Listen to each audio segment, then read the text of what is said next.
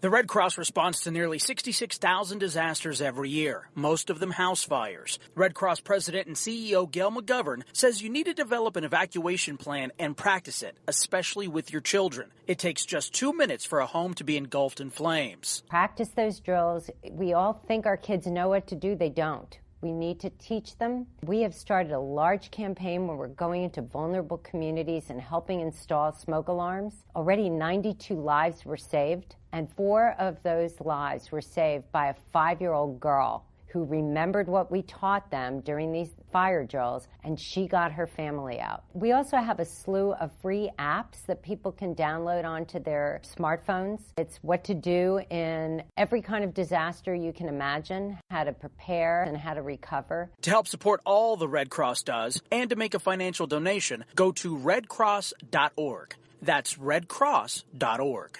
See that cute little dog in the pet store window? Chances are it came from a puppy mill.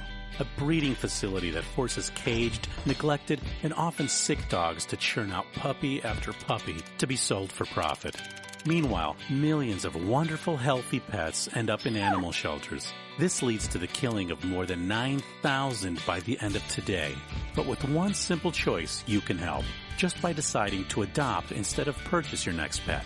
Animal shelters are full of amazing pets looking for a home. When you adopt your new best friend, not only are you saving a life, you're taking a stand against puppy mills. When your friends see the smart choice and impact you've made, they adopt their next pet and share with 5 of their friends, who share with 5 more. Before long, thousands get involved. Pet stores stop selling dogs from puppy mills, and even more lives are saved. And with your help, we can save them all. Visit bestfriends.org/puppymills to learn more. It's Thursday night, and you're grabbing drinks with some friends. Started off with a pitcher for the table, which quickly becomes 2. There's pool. And there's the photo booth. All right, everybody squeeze in. Say cheese! Followed naturally by an order of wings. And another. Can we get some extra ranch sauce? Then there's the ceremonial nightcap. So what are we doing this weekend? And lastly, it's back to the car, which, if you're buzzed,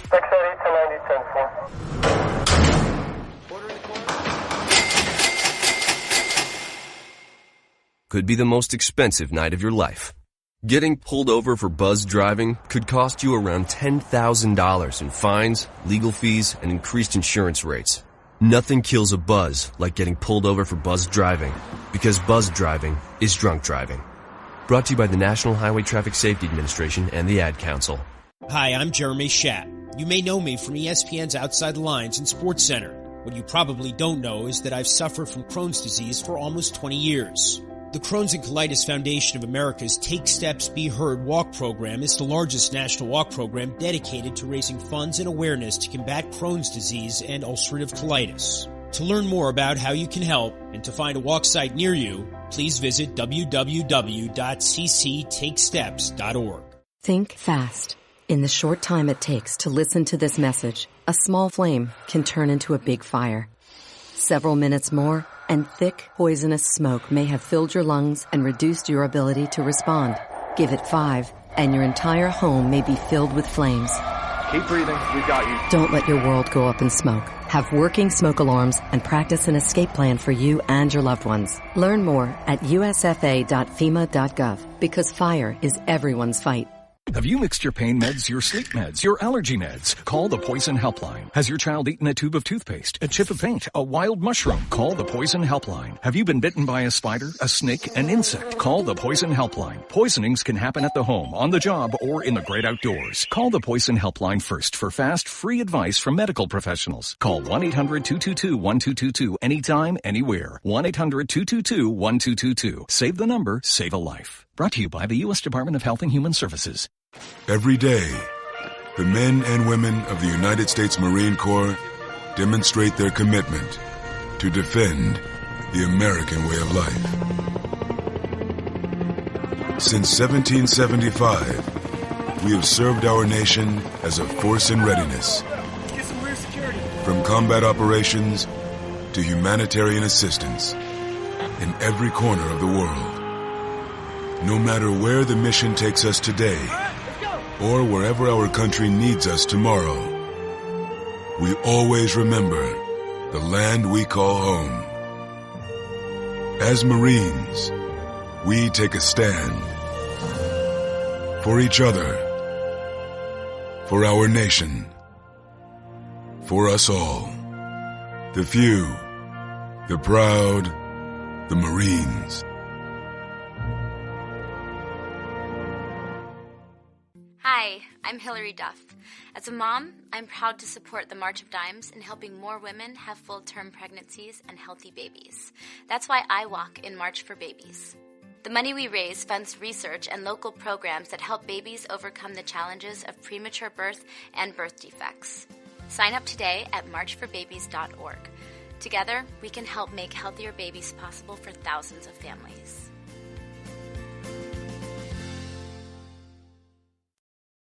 The following program is closed captioned for the thinking impaired.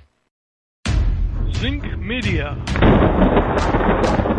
Feel the power of knowledge.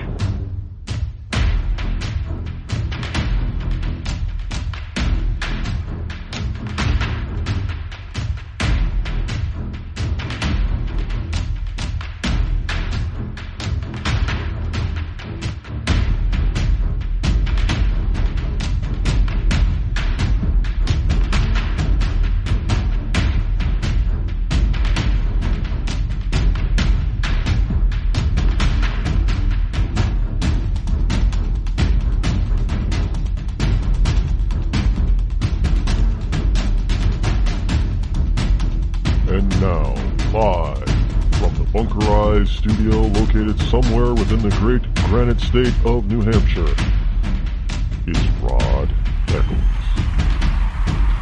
And yes, indeed, good Monday morning to you, one and all, as we get the week started off right? Here it is, Monday, June number 5 in the year of our Lord 2017, and it is an amazing weekend that we had.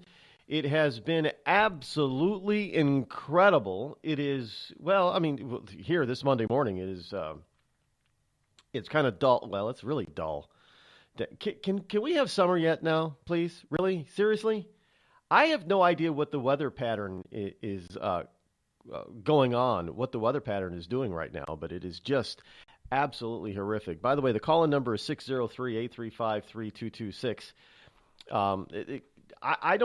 I don't know what we have to do in order to get some summer back here. But we got all these the temperatures. Rain. It's ridiculous with rain here in New England. I don't know about where you are. Maybe you're drier. But we really won't have, we're not going to really get some warm, dry weather until this coming weekend. So they're saying by the time Thursday or Friday gets around here, they're probably going to tell us it's going to be cool and rain again. You know, we went through this a few years ago here in New England, where, well, this is extending all the way back into May this year, but we went through an entire month where we literally had 3 days where it did not have any zip, zilch, nada precipitation falling from the sky. Just 3 days in the month of June, a few years ago. And I'm looking at the weather pattern and the weather forecast, and it looks like it's going to be a repeat. That was a terrible summer, by the way. It was a year without a summer here in New England. We've had a couple of those over the past decade and a half, where last year, was it last year? Year before last, we only had one heat wave, barely. Now, a heat wave is 3 days in a row, 90-plus degrees. And it was, it just has to touch plus 90-plus. So we had 2 days that was above 90. The third day, for half the day, it was above 90. So it hit 90, and then we had a cold front move in. It was like in August, and the temperature dropped literally 20 degrees. But it was officially a heat wave. And it was long enough for all the wonderful, idiots out there running around talking about man-made climate change and global warming to run around saying, see, we got global climate change, global warming. Where the hell is the global warming? We've had cool summers for the past decade and a half. Look, folks, I'm not going to go buy some of these people, these records that they have from these news organizations. I've actually gone and looked up the weather patterns from local weather stations, not national, local weather. And over the past, since the year 2000, we've had a cooler than normal reign of summers. Sure, there have been a couple of summers where things got hot, which was pretty good. But for the most part, it's been pretty cool. That's not global warming. That is not going to lead. I don't know about you, but, global warming has nothing to do with what's going on in England.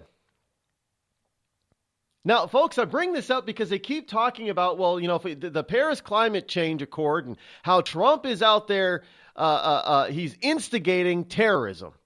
They got this last terrorist attack in London Bridge, and they're blaming Trump. Can you believe this nonsense? As if, now the mayor of London, who happens to be Islamic, is blaming Trump. As if London hasn't had terror attacks before Donald Trump was elected. How the hell do you blame a foreign president for your own lack of immigration law? How do you blame something as innocuous, as unproven, as disproven as global warming, and then say that's the reason for terrorism? I thought it was, according to the wonderful Barack Obama, we have terrorism because young Arabic Muslim men don't have freaking jobs in their own country. Now we're being told that it's Trump's fault? Well, they moved to England to get jobs, did they not? And now it's Trump's fault. Oh, let's just brush aside global warming for now because Donald Trump, he's full of hot air, so it's got to be his fault. Yet, isn't it kind of interesting that right after we got Kathy Griffin doing a photo shoot of Donald Trump's, a likeness of Donald Trump's head severed, and all of a sudden look, they're not using guns. I propose this. We're talking England here. England, they have disarmed the general public. I mean, unless you have a special hunting license, you can't have a gun in England, in Great Britain. I suggest that they drop that stupid bullshit kind of law, let the people arm themselves again, because these idiots, these fools, these terrorists, they're running around using cars and trucks now and knives. And you know what? They're doing it on purpose. Because these nut jobs can get guns. They have guns. They're using motor vehicles and knives to show that they can still devastate populations, scare the hell out of them, and kill masses of people without using a gun. How many times are they going to do this in London to prove their point? How many times are they going to do this in England to prove their point? Not use a gun. We're just going to blow people up, or we're just going to run them down with a truck. And when we crash the truck, we're going to jump out of the truck and with a knife and start hacking away at people. Last count, 7 dead. Not including the terrorist. You people on the left, you have got to be out of your... don't make me use the F-bomb. I swear to God, I'm about to drop it today. It's just unbelievable, all the bullshit that we keep getting back and forth. And you won't... I got something here we're going to get into later today from CNN. I tell you, folks, I am... over the weekend on Twitter, I don't know how this guy decided to follow me, but evidently he's from Portugal. I don't know where he's from. You can never tell. You know what that little son of a bitch told me to do? He doesn't even live in America, according to him, but he told me to go back to Africa. Now, I thought these liberals were supposed to be all-encompassing, all-wonderful, non-racist. And you want to tell me that somebody's going to get on Twitter and tell a half-black man, half-Cherokee man to go back to Africa? I don't... Folks, today, I know it's Monday, but let me tell you, I'm all riled up this morning. And it sounds like we got somebody on the line here already. already this morning. I think I know who this is. Hey, darling, how are you this morning? Oh my gosh. I saw that where the guy was saying to you to go back to Africa, and I'm telling you right now, the left, I'm sick and tired of them. And you know, if they had a lick of sense, they would realize that these same people are going to pull this crap on them. They're nothing special. After they finish standing up for them, then they're going to kill them. But that's all right. That's fine. But I think you started to go somewhere where I'm going to go somewhere maybe that you know people need to think about. I don't know if you saw where the FBI raided Huma Abedin's brother's house. Oh, yeah, we got that right here. Michigan. That is in my paper pile this morning. Yeah, this is, you know, that is one of those news features that went under the radar. I mean, it is so quiet. It's huge freaking news. And it has been so underreported, so quiet. But, you know, we get to cover the London Bridge, which is important. But I don't know why the people in London can be surprised. Their leaders are letting them pour through there. And, you know, they can count every hair on our head, but they can't catch the terrorists. But they need to monitor the Internet. No, hell no, they don't. Here it is right here. The Prime Minister May is suggesting and calling for monitoring and regulation of the Internet because of the last terrorist attack in London. I guess regulating the Internet is going to prevent terrorist attacks now. Well, you know what? They've been monitoring mine, and so why aren't they monitoring theirs? You would think maybe that would be a way of catching them, since they alter everything we say and do. So that's just a bunch of garbage. And Dearborn, Michigan, in case you didn't know, I've been kind of paying attention to Dearborn, Michigan. You know, it's just full. It's just been completely taken over by the Muslims. And so that's interesting that his home would be there. But it also says that Hillary's emails were recovered there, that Huma actually took them there last July as an insurance policy. So we shall see on that. And you know, it's like you get some big news like somebody's going to be held accountable, but then we get a terrorist attack. You know, and I'm just going, the mainstream media, they cover that 24/7, but then yet CNN, that's not good enough. They have to get caught straight out staging a protest against Trump yesterday. Did you see that?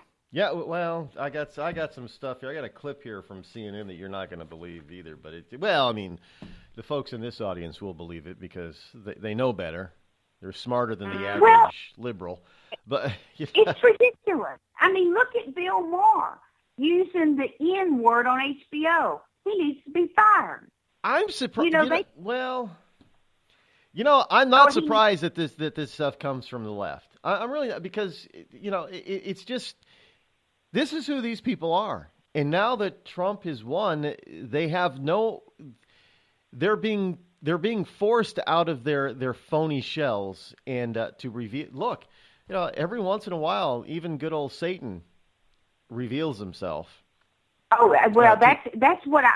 I think right now, and I want everybody to listen to this. They are staging a coup via the news media against our president and the people of the United States. There's no other way to put it. Oh, they're definitely trying, but I don't think they're going to succeed. And everybody they're not going to succeed, but I encourage everybody to call CNN and call them out and bring their phone off the wall, that they start reporting the news that people need to hear. Why haven't we heard anything about the president privatizing the TSA and making our road out and then improving our airports? Not a word. Pulled out of the terrorist deal, the hoax.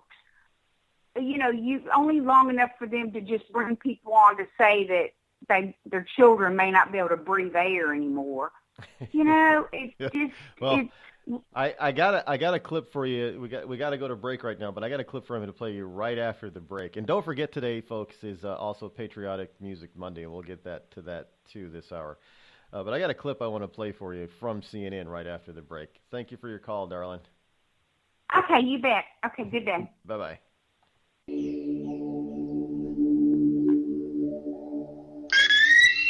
You're listening to me, your lovable host, L. Rod, here on the Rod Eccles Show.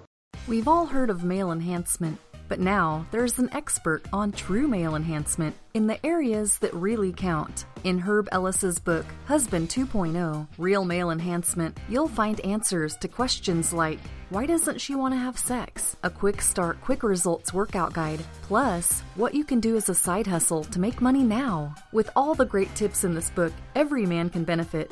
Get the book, Husband 2.0, Real Male Enhancement, on Amazon.com.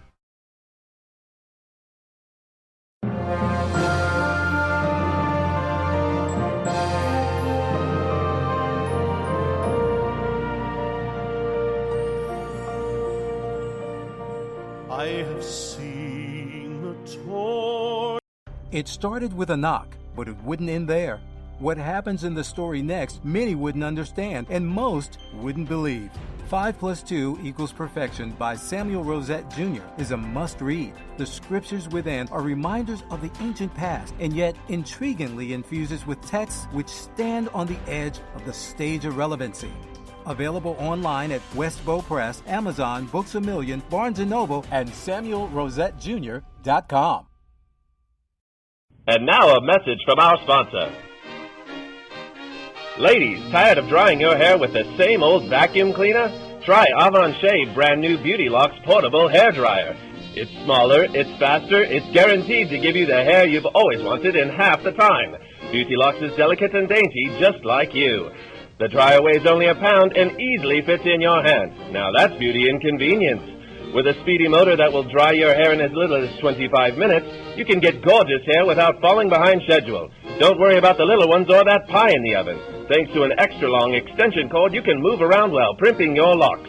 Forget those long trips to the salon and no more waiting for hours under monster machines. Avon Shea gives you an easy and speedy hairdo that will blow your man away. Get it now at your nearest Macy's.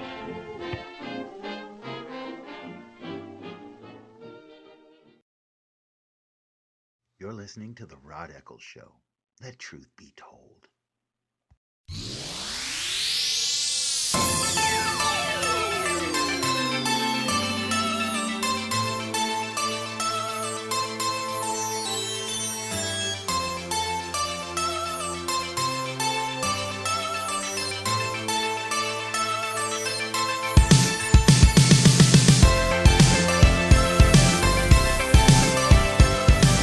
Zero 3-835-3226. Welcome back. It is I, your lovable host, L. Rod, coming to you live. And yeah, that was my fault. I'll take the blame when I make a mistake and I press the wrong button at the wrong time. I did. My fault. And I can't blame the technology on that one. I wonder how many other talking heads out there will admit when it's their fault. They do something wrong. I'll admit it. It's rare. Just like it's very rare that I'm wrong, but when I'm wrong or I do something wrong, I admit it. Yeah, just the way I was raised. I was raised to take responsibility for oneself and one's own actions. I know a lot of other people don't, but especially in this millennial generation, although we may be seeing a turn back to some traditional values with the Generation Z. I don't know what they're going to end up being called, but Generation Z, which is the generation after this millennial generation, they seem to be turning a little bit more conservative. They're taking a look at their older siblings and thinking, you guys are freaking out of your minds. It's just stupid. Can't blame them. But if the media has anything to say about it, they're going to try to rein in Generation Z And look, we're expected, folks, I got to tell you, now this is from CNN. Now, this is in reference to, for those of you who don't know, the spelling bee happened, and a 12-year-old little girl won the spelling bee, National Spelling Bee Contest. And she happens to be Indian from India, subcontinent of India. She's of Indian descent, I should say. As far as I know, she's a full-born American girl. Doesn't have an Indian accent. She's got a good old-fashioned American accent. She's American as you and I, apple pie. But she's of Indian from India descent. Now, I don't know if her parents are immigrants or if her grandparents were. It doesn't matter. The point is that she's a 12-year-old American, a little American girl going to an American public school system, and she wins the spelling bee. And of course, CNN gets this little girl on, and they have, folks, they bring on a 12-year-old little girl to try to dumb down and try to embarrass the president. Remember the president's tweet where he misspelled, I don't know what word he was spelling, coffee, I guess, when he says COVFEFE, whatever it was. Big deal. I've had typo. Look, people on CNN have had typos before. Nobody's gone off the rails on that. The president goes off the rail because of one early morning tweet. Maybe he didn't eat his coffee. And he has a typo, and everybody goes nutso because, the president's stupid, can't spell. I can't tell you how many times that I've had typos. And sure enough, the liberals pointed out, hey, can't you spell? Oh, excuse my freaking typo, but you knew what I meant, huh? Well, here they are. So they bring on this girl, and they try to embarrass the hell out of her. And then at the end of their little 2-minute interview and spelling bee thing, one of the CNN hosts, their anchors, insults the hell out of the girl. Catch this. Cofefe, C-O-F-E-F-E. Good enough. Close. You win. Thank you very much. That's the only good answer we've heard about that word in days. It was really C-O-V-F-E. We don't know that. F-E. But it, again, is a nonsense word. So we're not sure that its root is actually in Sanskrit, which is what you're probably used to using. So I don't know. Anyway. You did a... Where's the apology? Why the hell would she say that? Sanskrit? She's an American girl because she looks Indian? Folks, I'm telling you right now that this whole thing, this whole racist notion, this whole racist nation comes from the left.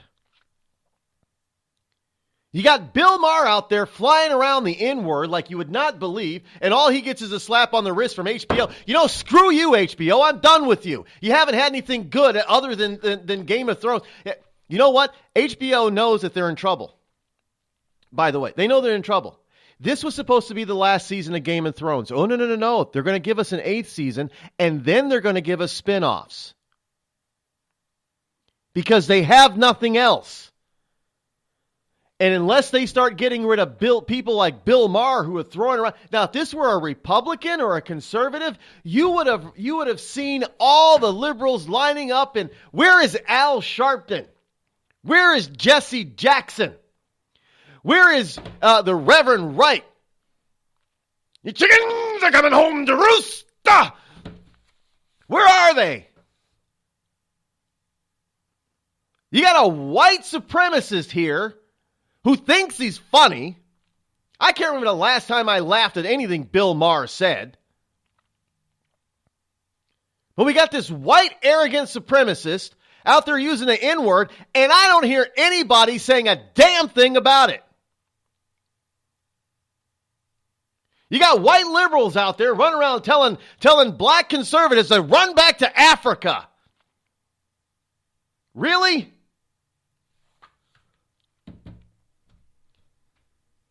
I mean, these people just, if there is anybody out there that doesn't understand why I am not a liberal Democrat, then all you got to do is open your eyes and open your ears and take a look at the left, because they do this kind of shit every freaking single day. It's nothing new. Can I remind people that the KKK is a Democrat Party item?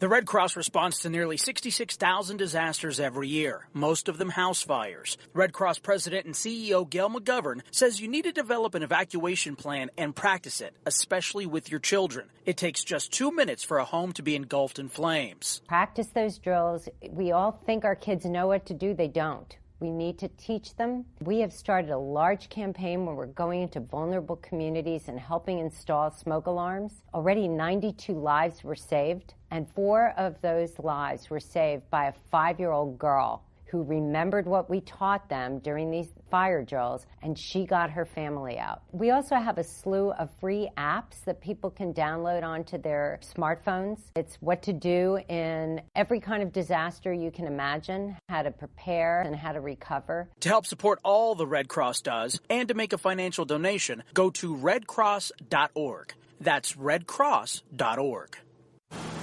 I'm just so happy my father had a chance to see his kids before he passed. I just want to say thank you. When her father fell ill, the American Red Cross was able to help get Veronica's brother home from the Navy to speak to his father one last time. It's thanks to your donations that we can connect military families when they need it most. Please donate today at redcross.org. It's Thursday night, and you're grabbing drinks with some friends. Started off with a pitcher for the table, which quickly becomes 2. There's pool. And there's the photo booth. All right, everybody squeeze in. Say cheese! Followed naturally by an order of wings. And another. Can we get some extra ranch sauce? Then there's the ceremonial nightcap. So what are we doing this weekend? And lastly, it's back to the car, which, if you're buzzed,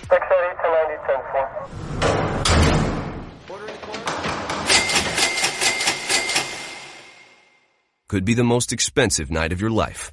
Getting pulled over for buzz driving could cost you around $10,000 in fines, legal fees, and increased insurance rates. Nothing kills a buzz like getting pulled over for buzz driving, because buzz driving is drunk driving. Brought to you by the National Highway Traffic Safety Administration and the Ad Council. Every day, the men and women of the United States Marine Corps demonstrate their commitment to defend the American way of life. Since 1775, we have served our nation as a force in readiness. From combat operations to humanitarian assistance in every corner of the world. No matter where the mission takes us today, or wherever our country needs us tomorrow, we always remember the land we call home. As Marines, we take a stand for each other, for our nation, for us all. The few, the proud, the Marines.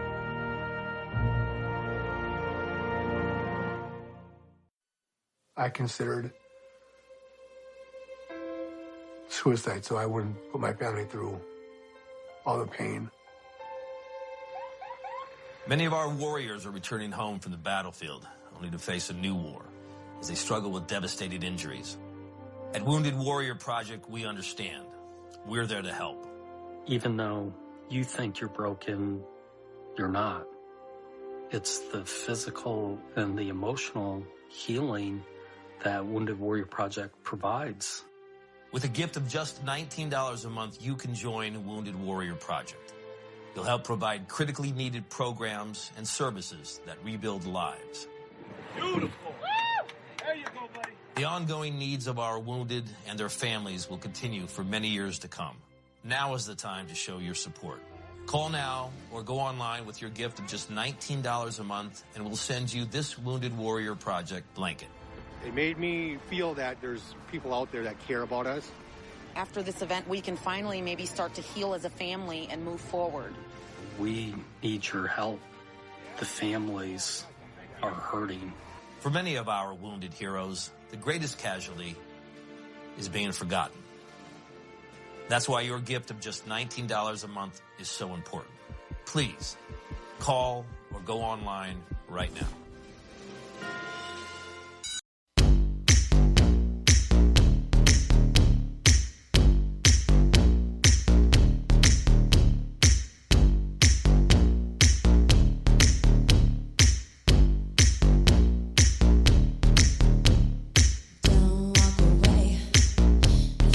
No, don't walk away. You better run. This just in. Welcome back, folks. 603-835-3226 is the call-in number. But this just in. Gateway Pundit. Portland police have confiscated dynamite, brass knuckles, knives, and sticks from leftists at violent Antifa protest. Yeah. Portland Antifa leftists hurled bottles and bricks at Portland police yesterday at their counter-protest against free speech. Wait. Are they... I'm confused. Are the leftists trying to promote free speech because they believe that their free speech is not being allowed? Or are they trying to get rid of free speech because they don't like what you're saying, because it doesn't agree with them? Half the time, I don't even think that they know what the hell they're talking about. They don't. Because on one hand, you hear them talking about free speech. You're messing up my free speech. You can't stop my free speech. And then on the other hand, they're talking about, well, you shouldn't be allowed to talk. I'm confused with these people. Does anybody else see this? Does anybody else notice this kind of crapola? This kind of, well, frankly, it's bullshit. To put it in very colloquial terms, how do people live this way?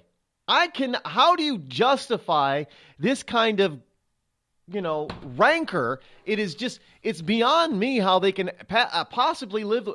You got to be some kind of stupid. I'm just going to be blunt. If you're a liberal, you're an effing idiot. Because there's no freaking way in hell you can possibly tell me that somebody's stomping on your freedom of speech rights when they're trying to get you to move along, or they don't agree with you. But when you don't agree with them, you're not trying to shut them up. You're just trying to prevent them from speaking, period. And then you want to go out and try to make laws for it.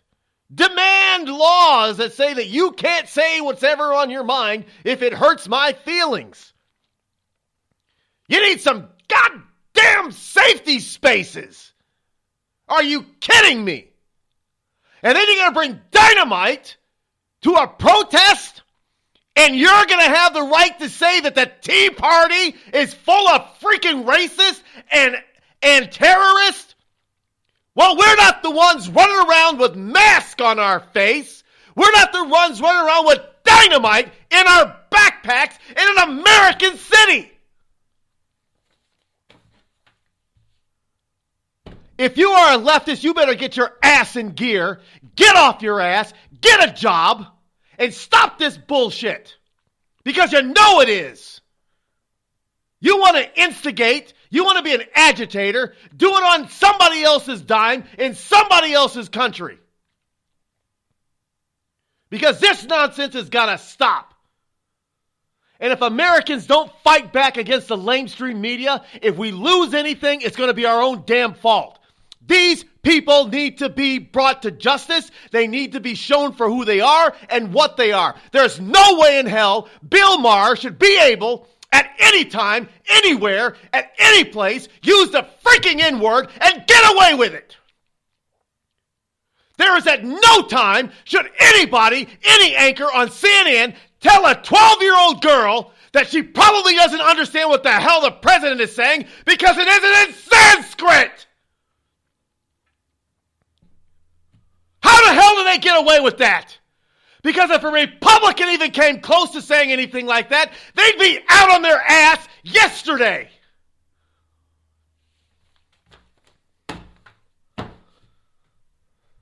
Unfreaking believable.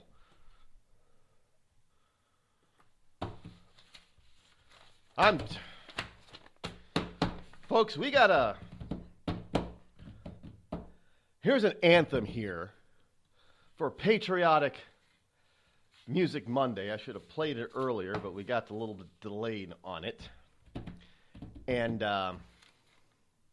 let's get to that right now, shall we? It's an anthem. It's called an anthem for the new millennium. And it's calming, actually.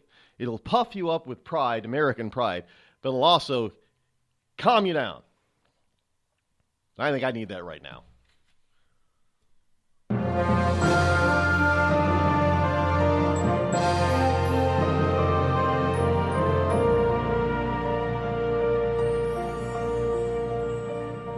I have seen the torch of freedom pass from hand to yearning hand, and the vision of our fathers spread hope throughout this land, as the dream some fought and died for in my heart becomes my own. I will strive to keep her promise. America, my home. America, America, may God bless America, and freedom reign across America, my home. From the shorelines to the prairies, to the cities great and small, we have reaped the fruits of justice and liberty for all. So with deep appreciation for the blessings we have known, I will honor her forever. America, my home.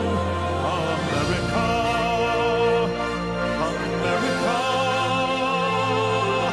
may God bless America, and freedom reign across America, my home.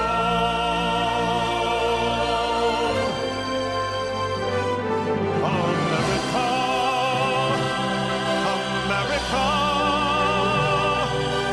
may God bless America, and freedom reign across America, my home.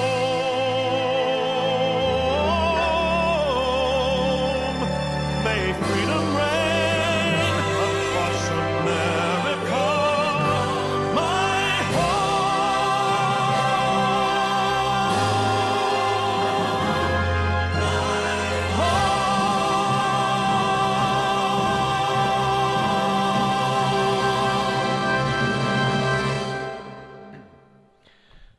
America, my home.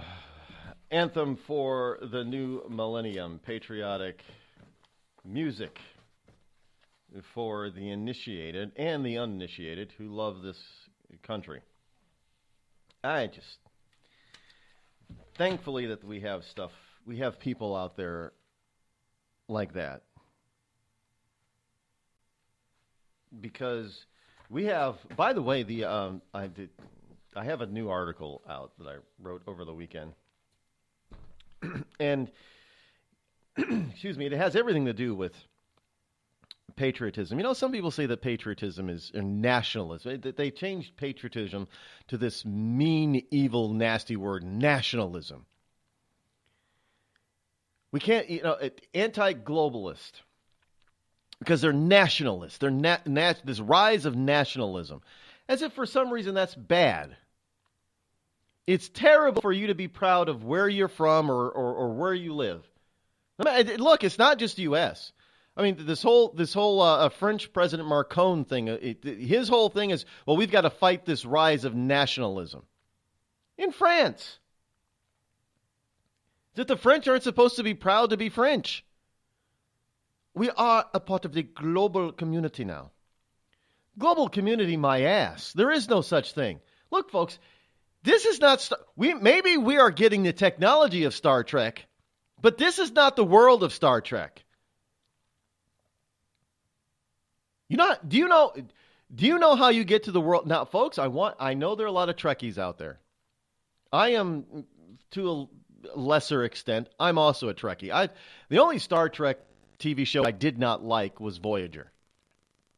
I've seen all the others. I wasn't a fan of Voyager.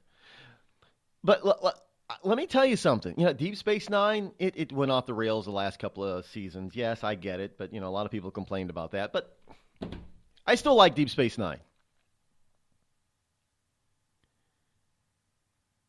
But here's the thing with this. And here's something I wonder if anybody's noticed. Is that Star Trek and the Next Generation and all those incarnates, including the new rebooted movies, which I was so upset with the new Star Trek movie, the first new reboot. I did not see the next, what are they on, the second one now? Second sequel? We've got two movies. I haven't seen it from the first one.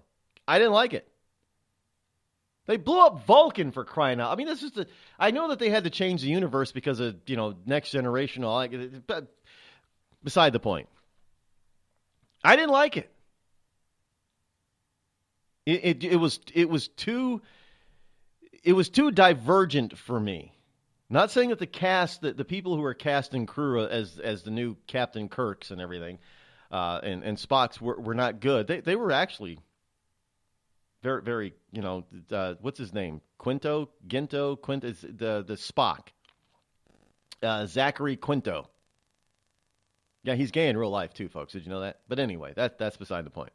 He actually, even Leonard Nimoy before his death, praised him on the. He's doing a good Spock. I'll give it to him. No. But they've gotten rid of religion amongst humans. If you've ever noticed that, whenever religion is brought into a Star Trek or Star Trek Next Generation story, it is almost always done so by an alien entity or alien culture. The human race seems to have done away with religion. If you haven't noticed that. And that, according to Gene Roddenberry, who wasn't a very big religious, I'm not saying he was an atheist. I don't know what his religious beliefs were, but he's not a very big organized religious kind of guy. There are a lot of people who believe in God, but they have this real dislike for organized religion, what they call organized religion. Yeah, sometimes you look around, you can't blame them. The only problem is organized religion just isn't about God. Organized religion is about anything that takes faith in order to believe in it. Global warming, government is your God type of thing. Leftists, they believe in big government being the God of the people. You got some people, I watch those stupid shows on the weekend, Ancient Aliens. Aliens are the gods to these people. It doesn't have to be about a god or, supernatural beings. It could,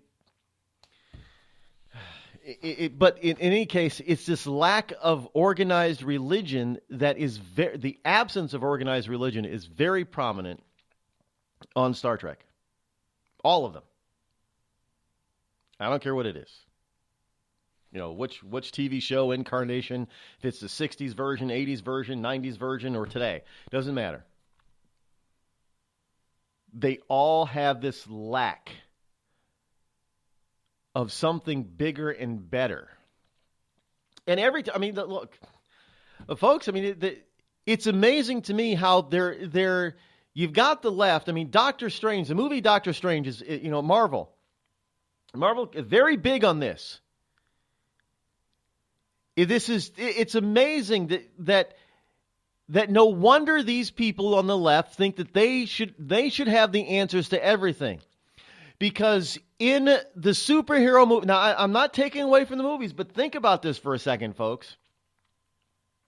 We have ultimate evil, supernatural evil. We have evil that has always been around. Doctor Strange is just the latest. I mean, just evil, evil, evil. I mean, they're just huge, God-like, God-evil creatures. Put Satan to shame kind of evil. But notice there's no God, no good God out there fighting this evil. It's always a little itty-bitty man who ends up saving the day against supernatural. How the hell is little man going to beat supernatural evil who's been around for eons and eons and eons? And we're able to do that. But again, no supernatural good God out there. No. There's no good creator.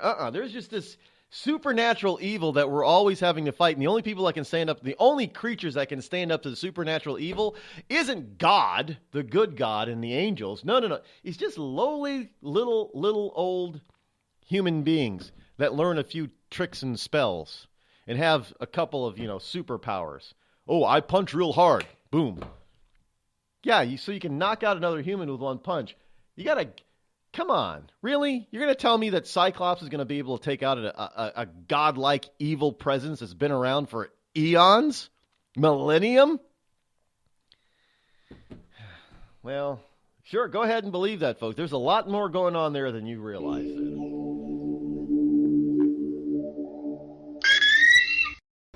Hello, America. It's me, your history. I remember a time when we thumbed our nose in a king's face, sent him packing. And when fascists and emperors talked a little bit too loud, we showed up, tore their cities to the ground, and then rebuilt them just to prove we could.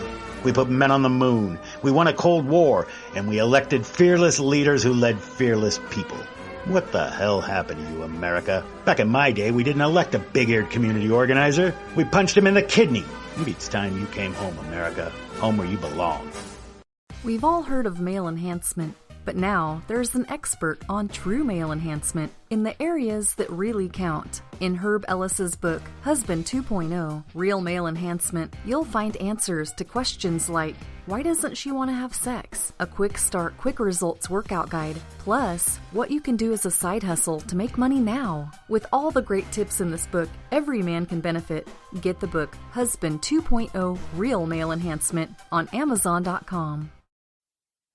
Tired of paying outrageous prices for Viagra? Well, we have great news for you. Now you can finally get Viagra at huge discounts. Healthy Man allows you to save up to $500 on Viagra. Why pay U.S. pharmacy prices of $15 per pill or more when you can get Viagra for less than $3 a pill? Call today and get 40 Viagra pills for only $99. This can cost as much as $600 at your local pharmacy. You can't afford not to call us. If you want Viagra at the lowest prices, never pay $15 a pill pharmacy prices again. Get Viagra for less than $3 a pill. Call 800-595-2614 today and save up to $500 and get 40 pills for just $99. Healthy Man is fast, easy, and affordable. Operators are waiting at 595-2614 to take your call now. Call 800-595-2614. That's 800-595-2614. Again, 800-595-2614. It started with a knock, but it wouldn't end there. What happens in the story next, many wouldn't understand, and most wouldn't believe. 5 + 2 = Perfection by Samuel Rosette Jr. is a must-read. The scriptures within are reminders of the ancient past, and yet intriguingly infuses with texts which stand on the edge of the stage of relevancy.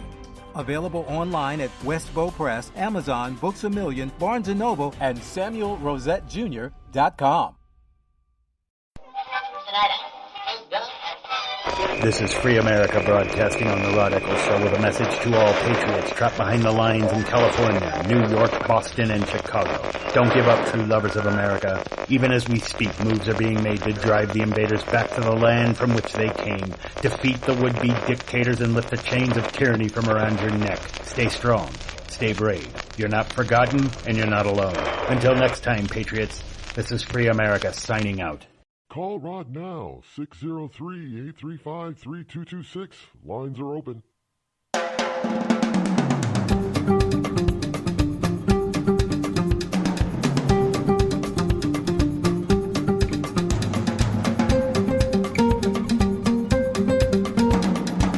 (603-835-3226).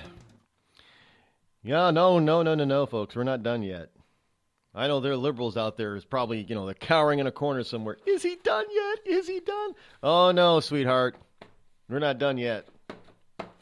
Got a lot more to go. Obviously I'm not an anti-comic book person. I used to collect them as a kid, even when I was in high school as a teenager. I mean, my favorite superhero is still Spider-Man, for crying out loud.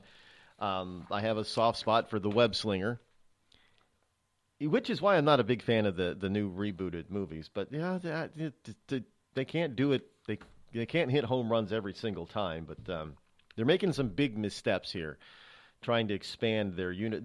They're trying to make this whole new. Well, they've succeeded in establishing this whole new universe. We have these two classes now. Now get this. There are these two classes of superheroes now. You've got the A-list superheroes and you've got the B-list superheroes. And the B-list superheroes know that they're B-listers. It's even written in the scripts in some of their TV series. If you've ever watched the three superheroes on Netflix, we're talking Luke Cage, Iron Fist, and Daredevil. I think it was in Luke Cage that they talked about them being, we're a bunch of B-lister superheroes down here trying to protect the small little people down in Hell's Kitchen in New York City, while the Avengers, the A-listers, they're up there, fighting the big battles. So it's kind of interesting that you've got these leftists out there in the movies telling you that there is a two-tiered type of system.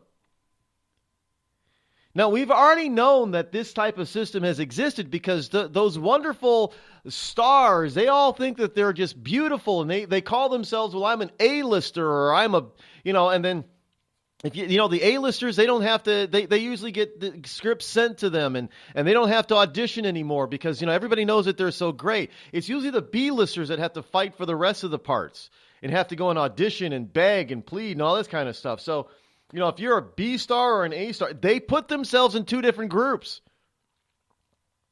Either you're an A-lister or you're a B-lister. And they have the same type of idea and system for the rest of us out here in the world. There is the elitists because they think they're so damn smart, and then there's the rest of us who don't know how to live our lives, that we need the elitist to tell us how to live our lives, even if they don't do the exact same damn thing. Kind of like Leonardo DiCaprio running around the globe talking about global warming, but hey, how the hell is he getting around the world? Oh, in his private jet and in his private yacht. But the rest of us are screwing up the world by spewing extra carbon CO2 in the air, contributing to global warming. All the while, it's people like him that are doing the global warming, not just with their hot air breath either. Have you ever thought to yourself, I'm a leftist elite Hollywood a-hole? If so, good news. The Rod Eccles Hollywood Community College is now open, featuring such courses as unemployment is not paid vacation. No, Americans don't want to spend $19 for an order of French fries, and the ever popular shut the hell up. Why, just listen to this big-time celebrity endorsement. I'm not Rosie O'Donnell, and I think this school's offensive, sexist, and racist. And I think you're a giant a-hole who needs to shut the hell up. Hey, we teach a course in that. The Rod Eccles Hollywood Community College, where being an a-hole is not a guarantee you'll be an A student. Thousands of families affected by disasters, like the recent wildfires, urgently need support. You can help the American Red Cross provide warm meals, shelter, and hope to families when they need it most. Please donate today to Red Cross Disaster Relief to help people affected by disasters, big and small. Go to redcross.org or call 1-800-RED-CROSS today. Your support is critical. We can't do it without you. I'm just so happy my father had a chance to see his kids before he passed. I just want to say thank you. When her father fell ill, the American Red Cross was able to help get Veronica's brother home from the Navy to speak to his father one last time. It's thanks to your donations that we can connect military families when they need it most. Please donate today at redcross.org. Were you born from 1945 to 1965? People born during these years are 5 times more likely to have hepatitis C. So even if you try to eat right, exercise, and take care of yourself, you could still have hepatitis C, a serious disease that's a leading cause of liver cancer. If you were born from 1945 to 65, you should get a blood test for hepatitis C. Treatments can cure this disease. Talk to your doctor about getting tested. A message from the CDC. Think fast. In the short time it takes to listen to this message, a small flame can turn into a big fire. Several minutes more, and thick, poisonous smoke may have filled your lungs and reduced your ability to respond. Give it 5, and your entire home may be filled with flames. Keep breathing. We've got you. Don't let your world go up in smoke. Have working smoke alarms and always stay in the kitchen when cooking at high temperatures. Learn more at usfa.fema.gov because fire is everyone's fight. Have you mixed your pain meds, your sleep meds, your allergy meds? Call the Poison Helpline. Has your child eaten a tube of toothpaste, a chip of paint, a wild mushroom? Call the Poison Helpline. Have you been bitten by a spider, a snake, an insect? Call the Poison Helpline. Poisonings can happen at the home, on the job, or in the great outdoors. Call the Poison Helpline first for fast, free advice from medical professionals. Call 1-800-222-1222 anytime, anywhere. 1-800-222-1222. Save the number, save a life. Brought to you by the U.S. Department of Health and Human Services. Premature birth is the #1 killer of babies. Those who survive often face birth defects and complications that affect them for life. For hundreds of thousands of families in the United States, this is the hardest thing they will ever have to face. And it's even harder on the baby. March of Dimes is providing education and support to families and funding life-saving research to give every baby a fighting chance. You can help.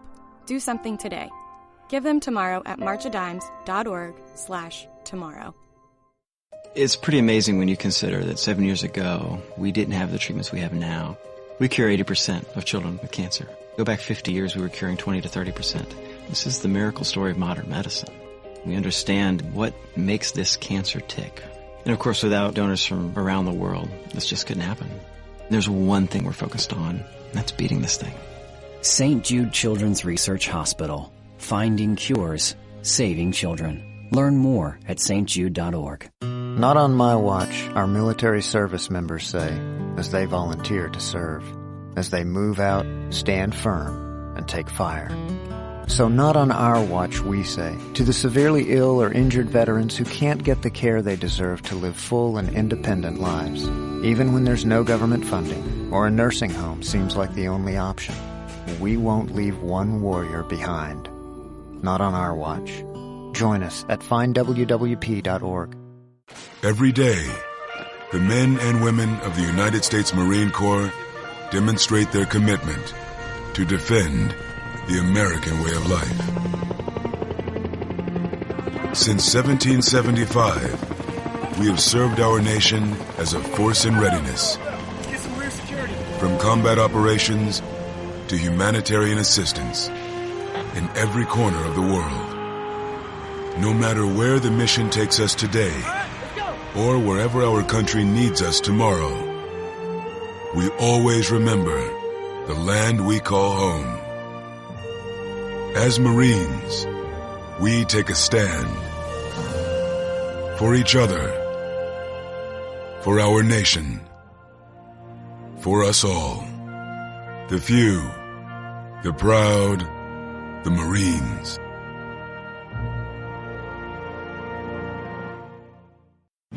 America's wounded warriors are coming home.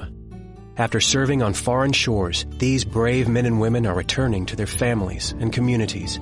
Many have wounds you can see, and many have wounds you can't see, like post-traumatic stress disorder. Now that these warriors are back home, they are ready to enter the civilian workforce.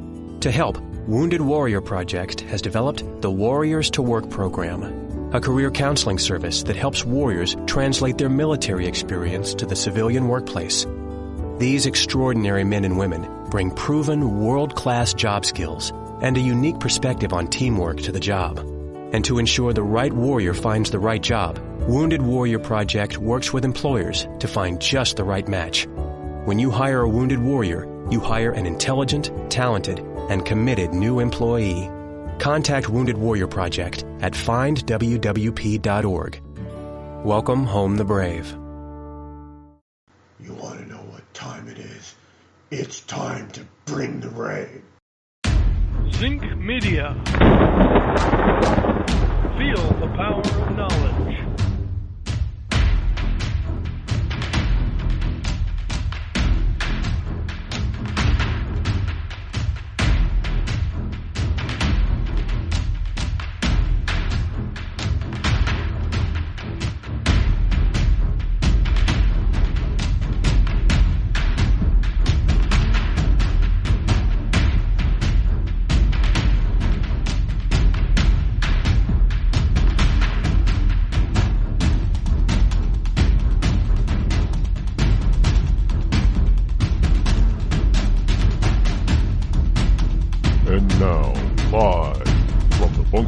Studio located somewhere within the great granite state of New Hampshire is Rod Eccles. And welcome back, hour number 2 here on the Rod Eccles Show. Glad that you are here. Call-in number is 603-835-3226. Glad that all you liberty lovers and ecclesiastites and others are out there listening all across the globe. Here it is, Monday, May number 5. In the year of our Lord 2017, as we continue on with the program this morning, let's head into our traditional daily check of what holidays are today. Today it's Thank God It's Monday Day. Well, yeah, that's thank God. Thank God it's Monday Day is today. This is actually a twice-a-year holiday. It happens the first Monday in January and the first Monday of June. I don't know why the first Monday of June. Well, I guess it doesn't want to compete with July, 4th of July and July 1st, which is Canada's Independence Day is July 1st, and our Independence Day celebration here on US of A is July 4th. So I guess maybe it doesn't want to compete with that. Today is also Apple II Day. Remember the Apple II computer? Yeah, I didn't know it has its own day. Annual holiday. Apple II Day is today. Today is also Hot Air Balloon Day. Well, not around here in New England where it's rainy, windy, and cold. No hot air balloons in the air today. Hot air balloons are some of the coolest things to see. A whole bunch of them floating off like that. It's pretty damn cool. I like going to the balloon festivals, but those are usually like in August around here. There's one I think it's in August or September, out towards the small little hamlet of Dublin, I think is where it is. Dublin, New Hampshire. It might be Jaffrey, somewhere around there on the southern border with Massachusetts. Today is also National Gingerbread Day. Now, I don't understand this one. It's National Attitude Day. I guess have a good attitude. Today is also the Festival of Popular Delusions Day. Now, this is kind of funny that today would be the Festival of Popular Delusions because it is also World Environment Day. No, not the, what is it, Earth Day, which is in April. This is a whole different greeny holiday here.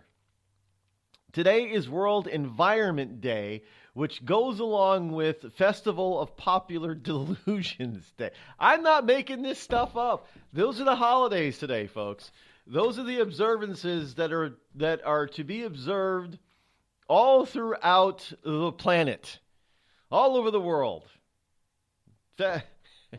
Festival of Popular Delusions Day. It's also, it's unknown exactly where and by whom this day was started, but there is consensus. What do you mean? How do you have a holiday where you don't know who started it or when it started? I don't know. I'm not the one who did it, but it's unknown where exactly and by whom this day was started, but there is some consensus that it was started on June 5th, 1945, because on June 6, 1944, over 150,000 Allied troops landed on the beaches of Normandy in France, beginning the push to retake Western Europe from the Nazis. A day before the invasion was the last day that Nazis could have had the delusion that their Reich would last for 1,000 years. Hence, the day is celebrated on June 5th.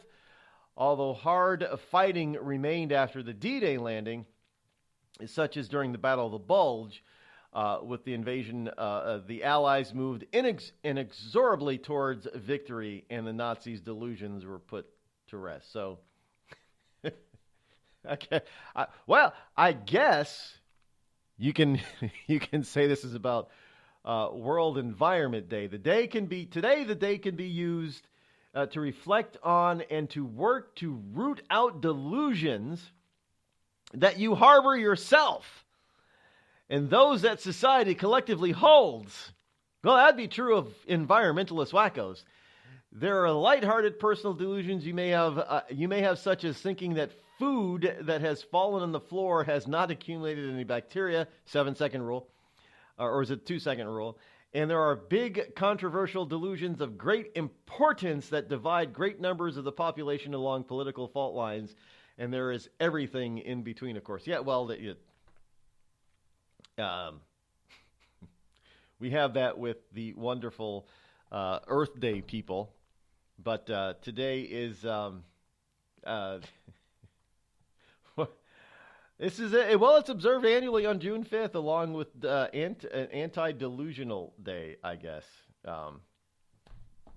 Yeah, there you go. Today's holidays, folks. You can't make this stuff up, really. It's just wonderful stuff, is it not? Anyway, moving along. Here's a story from Bloomberg about teenagers. They're trying to figure out why teenagers aren't working. I'll tell you why teenagers aren't working, because you, the parents of teenagers, aren't telling your kid to go get a job in order to buy the things that they want. You're not teaching the value of $1. Go get a job. Part-time. Yeah, well, the kids have so much to do, they shouldn't have to work. No, bullshit. They want things in life. They're going to have to learn. They're going to have to work for them. It's not going to be handed to them on a silver platter simply because they're involved in debate club at school or they're on the basketball team. Come on. Most kids, you're pushing your kids to get some sort of scholarship. Most kids are not going to get a scholarship. Teach them the value of hard work. If you're trying to push your kid to get a scholarship, you know what you're teaching them? You're teaching them that somebody should give them something because they're talented or good looking enough to get it. That is BS. You teach them to work for it. Well, we're teaching them that. No, you're not teaching them. You're teaching them how to take play seriously. Give me a break. You want your kid to get a football scholarship? So what do? All he does is play football 12 months out of the year. Constantly. What is that? That's not working hard. I'm sorry, that's not working hard. Well, it might be working hard if your kid actually doesn't like to play the sport. And he's still not going to put his best forth then, is he?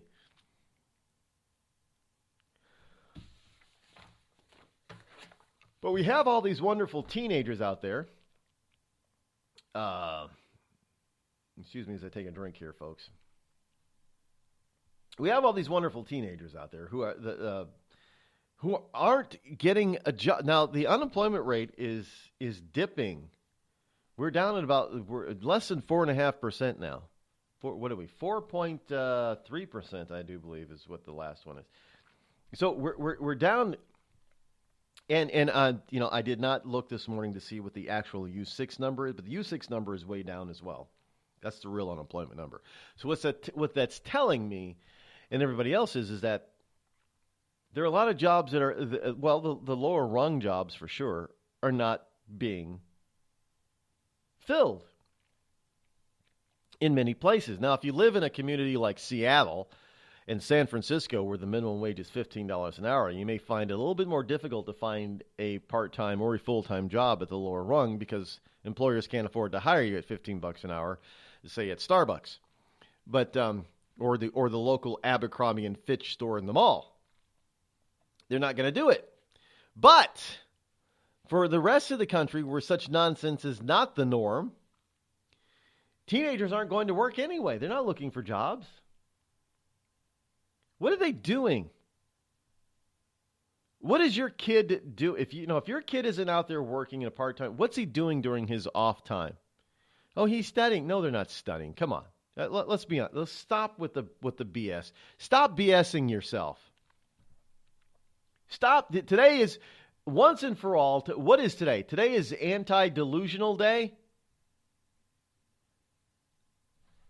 Stop deluding yourself.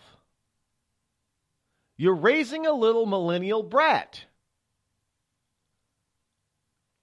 If you do not like what you're seeing with Antifa, whatever the hell they want to call themselves, or Occupy Wall Street, or Black Lives Matter, if you don't like any of that kind of stuff, then you got to ask yourself, what are you doing to raise your kids so they are not a member of those types of groups?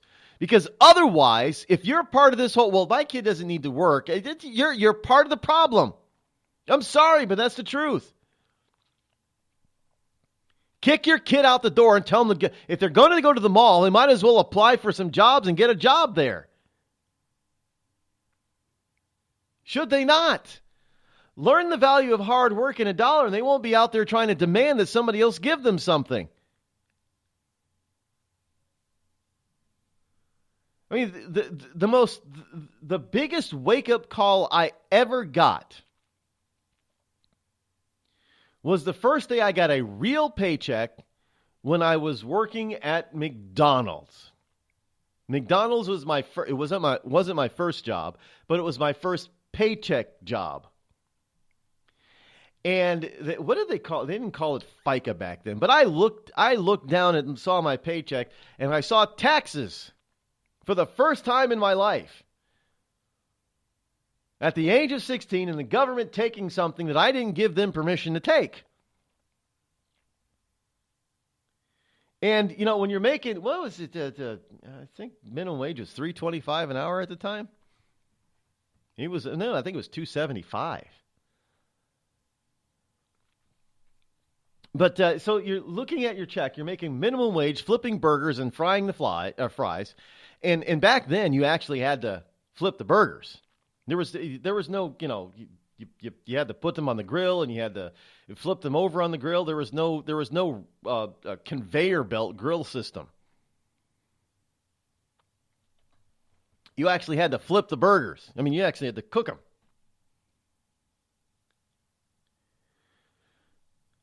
So you had to actually work. You just didn't assemble it. You had to cook them and assemble them. Today, all they do is pull the stuff out of these little heat lamp things and put the burgers together. I mean, you had to cook it and put it together. And during lunchtime, and you had to be fast. All I got was like $2.75, $3 an hour. Ooh.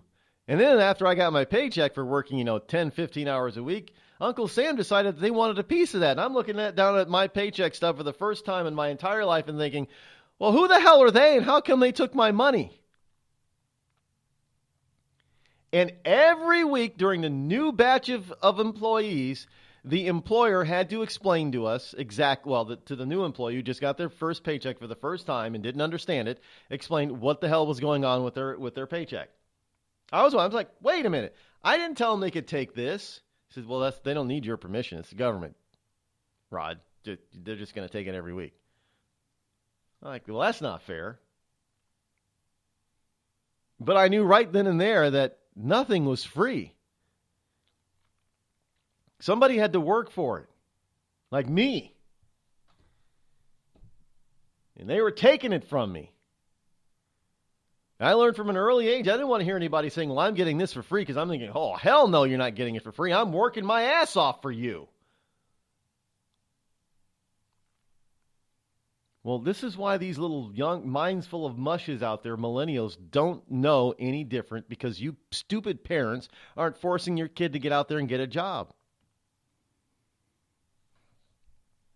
Now, I'm sorry, but you need to do it. You need to kick them out and say, get a damn job and stop, video games are for little kids. And you're not a little kid anymore. You can do that during your free time, but your free time should not be every single day between the hours of 3 p.m. and midnight. And the rest of the time, you're either sleeping or you're in class or you're sleeping in class. Now, get your ass out the door, go to the mall, get a job, earn your keep. That's the way it should be, because then when they do get out of college or they become real adults at the age of 21 or 23, they're not going to be participating in this Antifa crap or the Black Lives Matter or the Occupy Wall Street. They're going to be busy working their asses off so they can pay for all that free stuff that their friends are out there demanding.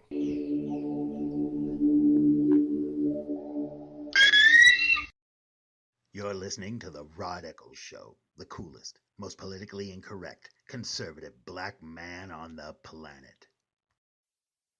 Tired of paying outrageous prices for Viagra? Well, we have great news for you. Now you can finally get Viagra at huge discounts. Healthy Man allows you to save up to $500 on Viagra. Why pay U.S. pharmacy prices of $15 per pill or more when you can get Viagra for less than $3 a pill? Call today and get 40 Viagra pills for only $99. This can cost as much as $600 at your local pharmacy. You can't afford not to call us. If you want Viagra at the lowest prices, never pay $15 a pill pharmacy prices again. Get Viagra for less than $3 a pill. Call 800-595-2614 today and save up to $500 and get 40 pills for just $99. Healthy Man is fast, easy, and affordable. Operators are waiting at 595-2614 to take your call now. Call 800-595-2614. That's 800-595-2614. Again, 800-595-2614.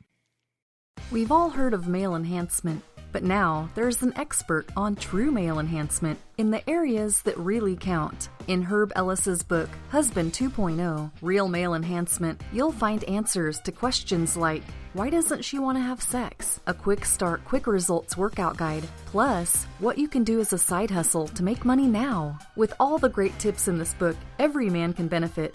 Get the book, Husband 2.0, Real Male Enhancement, on Amazon.com. It started with a knock, but it wouldn't end there. What happens in the story next, many wouldn't understand, and most wouldn't believe. 5 + 2 = Perfection by Samuel Rosette Jr. is a must-read. The scriptures within are reminders of the ancient past, and yet intriguingly infuses with texts which stand on the edge of the stage of relevancy. Available online at Westbow Press, Amazon, Books A Million, Barnes & Noble, and SamuelRosetteJr.com. Hi, Gordon. What you been up to? Big things, Fred. I'm a full-time student at bartending college. Wow. I never had time for a formal education. Well, I decided to make time, but it's not easy. Bartending college is a 4-week course. Gee, how far along are you? Well, let's see. This is Tuesday, the 3rd week. Hey, I'm a junior, and I'm late for a daiquiri lecture. Why don't you join me? Why not? Bartending College. You've already spent enough time on the other side of the bar to qualify for enrollment. Bartending College. We'll teach you everything you need to know. You'll get a starter set of bartenders' jokes like... So I says to the guy, you can stay, but the cow's gotta go. Bartending College. You'll learn how to roll drunks, water the liquor, and skim the cash register. And remember, as the bartender, you drink for free. Last call. For integrity.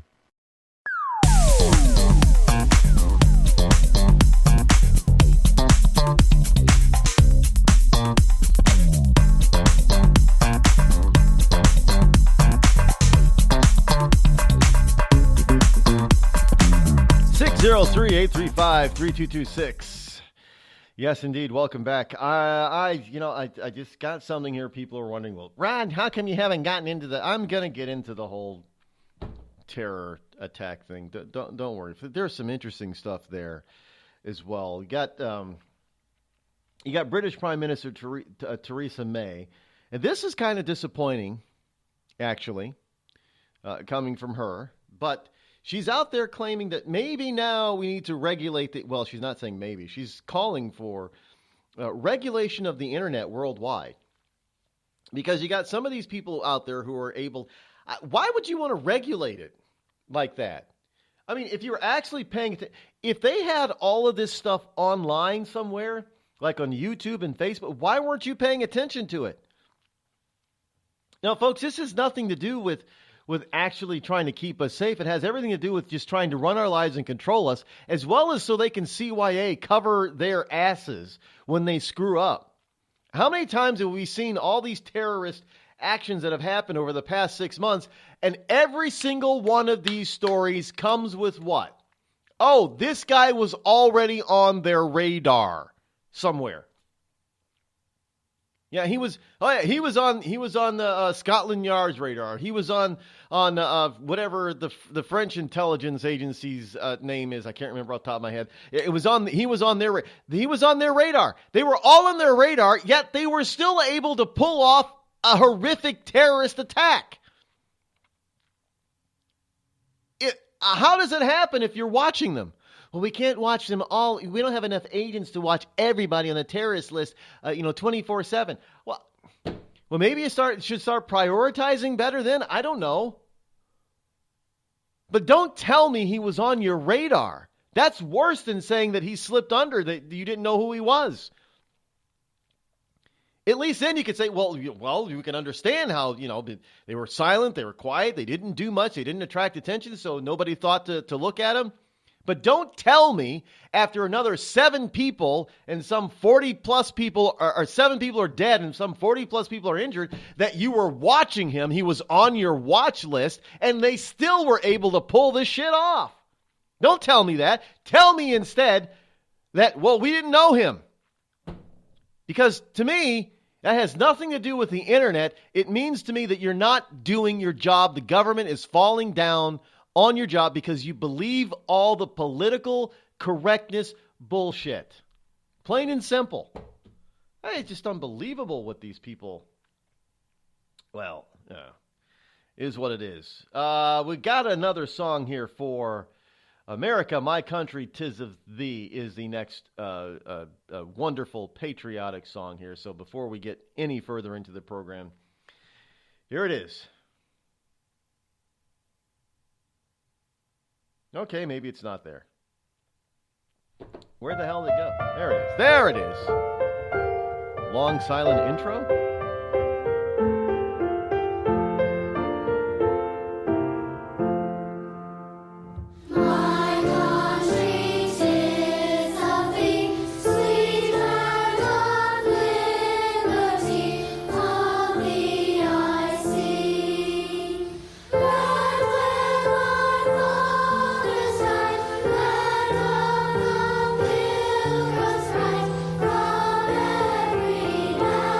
every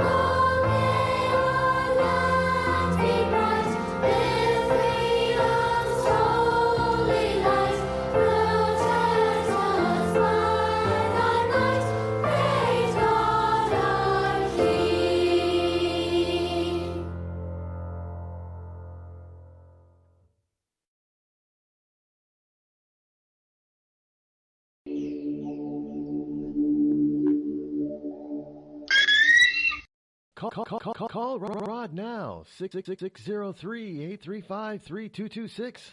The Red Cross responds to nearly 66,000 disasters every year, most of them house fires. Red Cross President and CEO Gail McGovern says you need to develop an evacuation plan and practice it, especially with your children. It takes just 2 minutes for a home to be engulfed in flames. Practice those drills. We all think our kids know what to do. They don't. We need to teach them. We have started a large campaign where we're going into vulnerable communities and helping install smoke alarms. Already 92 lives were saved, and 4 of those lives were saved by a 5-year-old girl who remembered what we taught them during these fire drills, and she got her family out. We also have a slew of free apps that people can download onto their smartphones. It's what to do in every kind of disaster you can imagine, how to prepare and how to recover. To help support all the Red Cross does and to make a financial donation, go to redcross.org. That's redcross.org.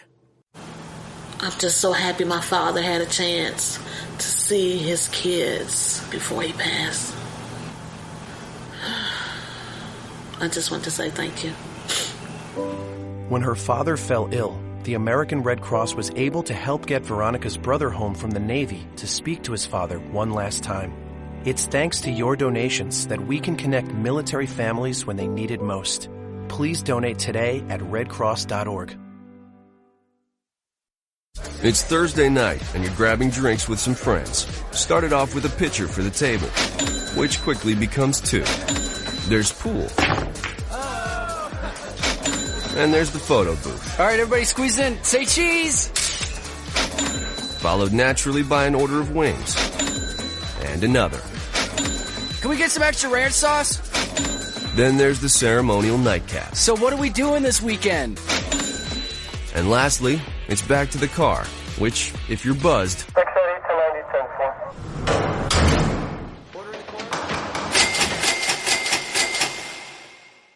could be the most expensive night of your life. Getting pulled over for buzzed driving could cost you around $10,000 in fines, legal fees, and increased insurance rates. Nothing kills a buzz like getting pulled over for buzzed driving, because buzzed driving is drunk driving. Brought to you by the National Highway Traffic Safety Administration and the Ad Council. Every day, the men and women of the United States Marine Corps demonstrate their commitment to defend the American way of life. Since 1775, we have served our nation as a force in readiness. Get some rear security. From combat operations to humanitarian assistance in every corner of the world. No matter where the mission takes us today, or wherever our country needs us tomorrow, we always remember the land we call home. As Marines, we take a stand for each other, for our nation, for us all. The few, the proud, the Marines.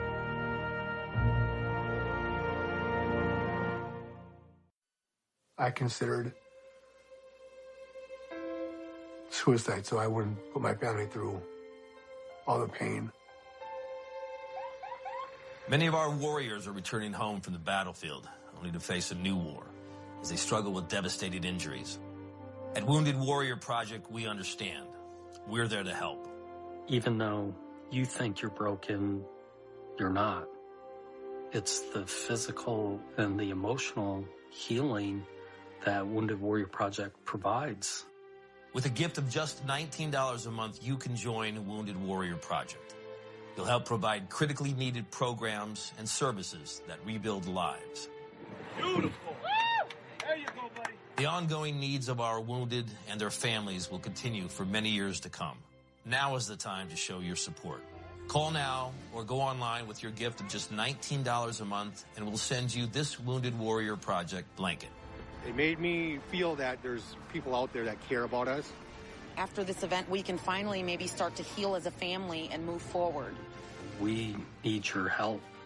The families are hurting.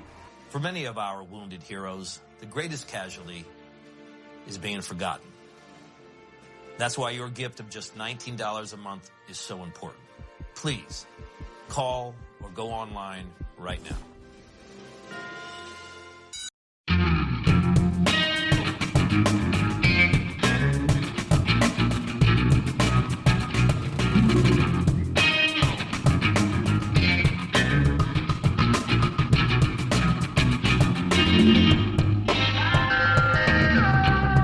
This just in, folks. We are here at the Rod Eccles Show and Zinc Media Arts. We are on this trying to get as much information as we possibly can. A little bit difficult while I am on the air. But it appears that there has been an Orlando shooting. Yes, Orlando, Florida, again, has seen another mass shooting. According to Fox News and other outlets across the country, Orlando shooting leaves multiple people dead in an office or industrial park. A shooting in Orlando's industrial area left multiple people dead earlier this morning. Officers are still investigating. Nothing is said so far that I could find that shows that they have either captured or killed or contained the shooter, but evidently the situation is under control down there, and you already have some people on the left jumping up and saying, "Well, see, this is why we need gun control." Where are all you people out there talking about needing truck control and knife control when terrorists use? And of course, our people are not even. I don't know if it is or isn't terrorism, folks. I don't know. I don't know the details. So far, the details are pretty sketchy. But we in this country are well known to avoid the terrorist moniker for as long as possible.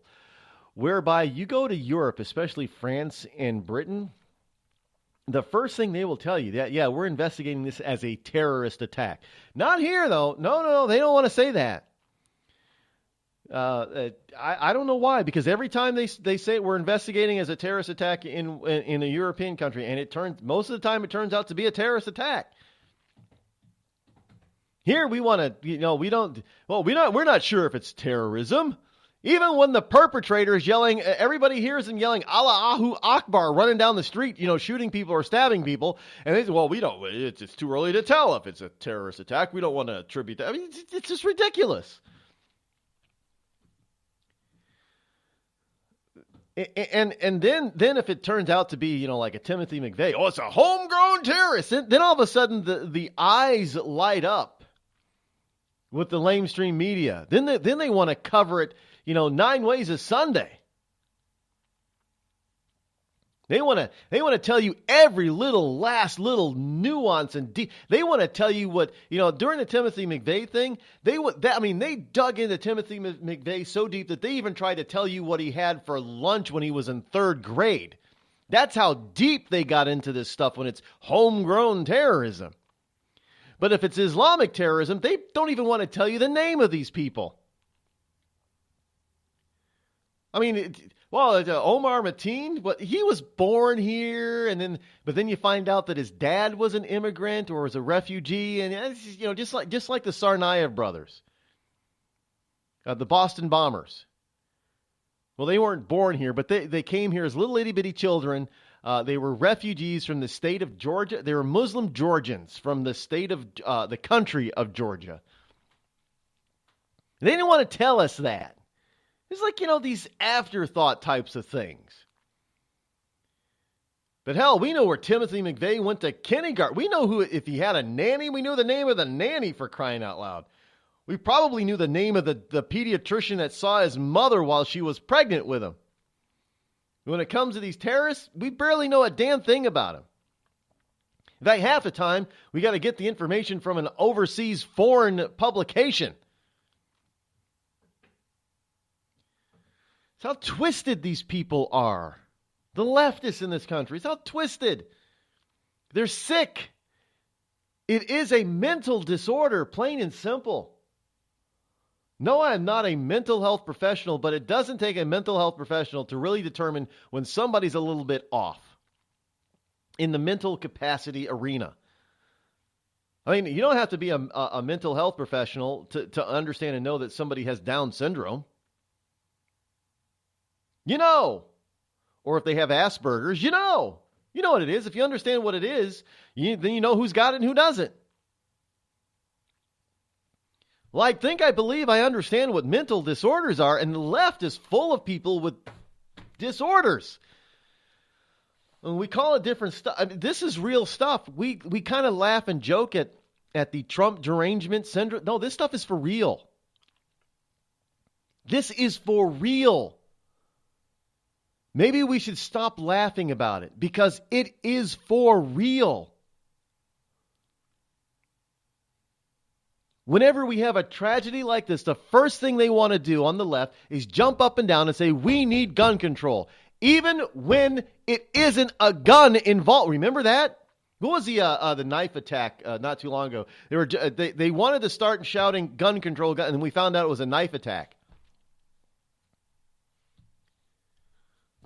Well, I'm telling you, I know what kind of gun control we need. We need to put more guns in the street in the hands of law-abiding citizens, so that when this kind of crap happens, we need to get rid of gun-free zones.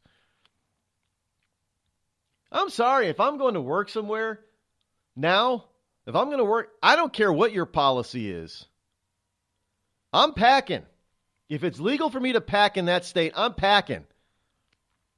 Why? Because some nut job is going to come bursting through the door, and what the hell are we all supposed to do? Like scream, "Ah, he's got a gun!" and try to run behind a desk? That's the dumbest thing I've ever heard from our local shelter in place. Bullshit, I'm going to shelter in place. That's how people get killed, because he burst in the door and you're sheltering in place. You got a bulletproof room?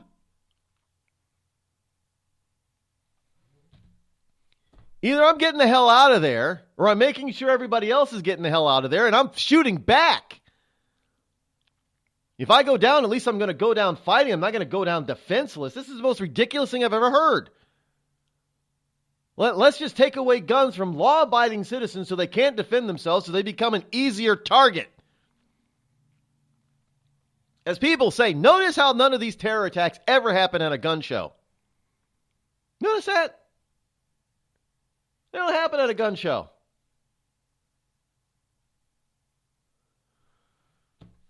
Notice how their robberies are extremely rare at a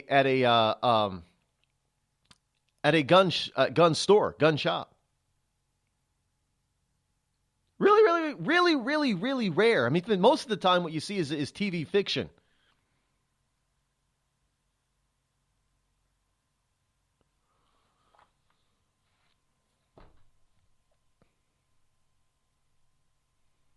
So I don't. No, it's just. Yeah.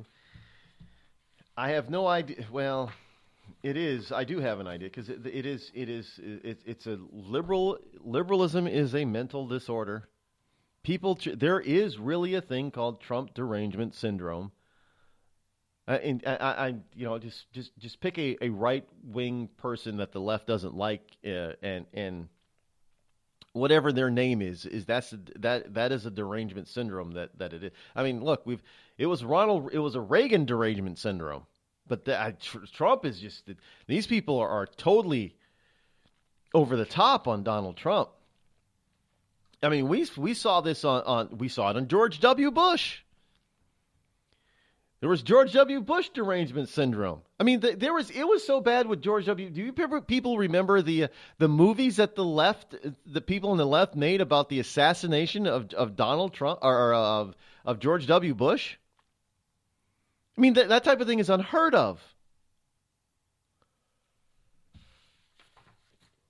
And yet, any time that you decided that you were going to be against Bill Clinton, or you're going to be against Hillary Clinton, or you're going to be against, well, if you Hillary Clinton, you were a sexist. If it was Barack Obama that you were against, you were a racist. It didn't matter that, if Barack Obama was espousing the same policies that Bill Clinton espoused, and you were against Bill Clinton, now you're racist because you're trying to block Obama. And don't even dare have an Barack Obama movie or short where you depict Obama being assassinated. Oh, my, the left would have lit you on fire for that. But George W. Bush, a different story. Showing a picture of, a decapitated Donald Trump. Oh, that's okay. In fact, they're doubling down so hard on Kathy Griffin on the Trump stuff that you've even got people like Star Jones who are upset with Barron Trump for being upset that he saw a picture of what he thought was his dad. Oh, come on, Barron. You toughen up, kid. I mean, are you kidding me?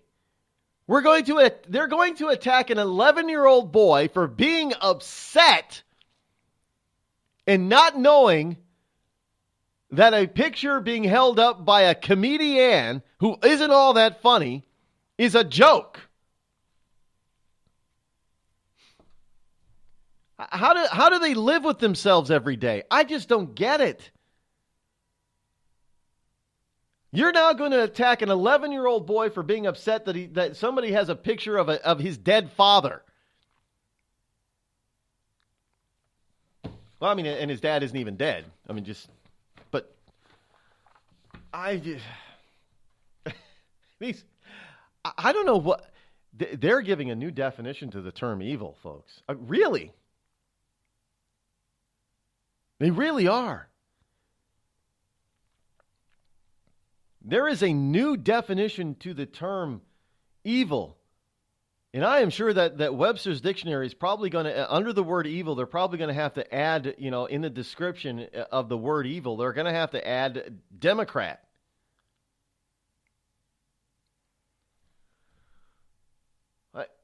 Who goes after somebody's guns when there's a tragedy like this in Orlando, and who blames an 11-year-old for being upset after seeing a horrific photo? You know what?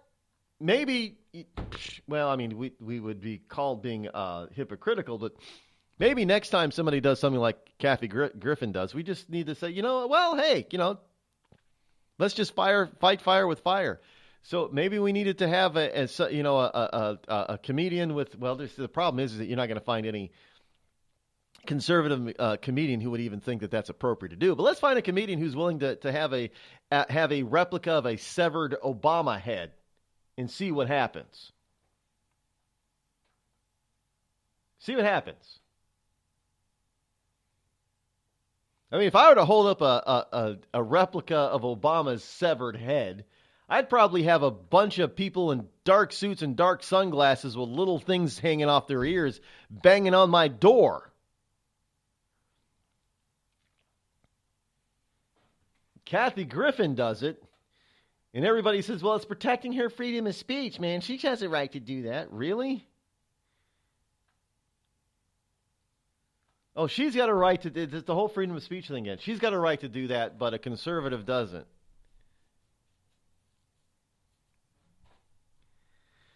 Well,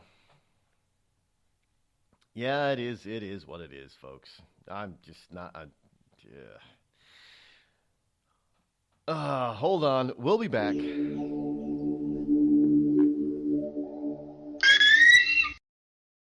I'm not Rod Eccles, and I approve this message. A couple of weeks ago, a long-haired young person came into our bank and said to me, I bet you won't lend me money to buy an electric guitar. Well, he was making $100 a week, and he was over 18, and I said, I bet you I will lend you money to buy an electric guitar. And I did. So what happens? The punk gets busted for possession of dangerous drugs, and we're out $350. There's one thing about kids nowadays. You don't have to give them credit. Universal Bank. We trust you. About as far as we can throw you. Give a man a fish and you feed him for a day. Sign him up for the Box of Bait Club and he'll never be hungry again. The Box of Bait Club is a brand new dream come true for every fisherman. Something new and different in your tackle box every month. Every month, another excuse to get outside and do what you love. Don't let this one get away. The Box of Bait Club is currently accepting a limited number of pre-orders with subscriptions starting at $39.95 per month. Find out more now. Log on to boxofbaitclub.com. Tired of paying outrageous prices for Viagra? Well, we have great news for you. Now you can finally get Viagra at huge discounts. Healthy Man allows you to save up to $500 on Viagra. Why pay U.S. pharmacy prices of $15 per pill or more when you can get Viagra for less than $3 a pill? Call today and get 40 Viagra pills for only $99. This can cost as much as $600 at your local pharmacy. You can't afford not to call us. If you want Viagra at the lowest prices, never pay $15 a pill pharmacy prices again. Get Viagra for less than $3 a pill. Call 800-595-2614 today and save up to $500 and get 40 pills for just $99. Healthy Man is fast, easy, and affordable. Operators are waiting at 595-2614 to take your call now. Call 800-595-2614. That's 800-595-2614. Again, 800-595-2614. We've all heard of male enhancement, but now there's an expert on true male enhancement in the areas that really count. In Herb Ellis's book, Husband 2.0, Real Male Enhancement, you'll find answers to questions like, why doesn't she want to have sex? A quick start, quick results workout guide, plus what you can do as a side hustle to make money now. With all the great tips in this book, every man can benefit. Get the book, Husband 2.0, Real Male Enhancement, on Amazon.com. It started with a knock, but it wouldn't end there. What happens in the story next, many wouldn't understand, and most wouldn't believe. 5 + 2 = Perfection by Samuel Rosette Jr. is a must-read. The scriptures within are reminders of the ancient past, and yet intriguingly infuses with texts which stand on the edge of the stage of relevancy. Available online at Westbow Press, Amazon, Books A Million, Barnes & Noble, and SamuelRosetteJr.com. Warning. Listening to the Rod Eccles Show by the Idiot Left may cause outrage, fear, a need for safety pins and or spaces. If you experience any of these symptoms or are allergic to truth, tune in and learn something.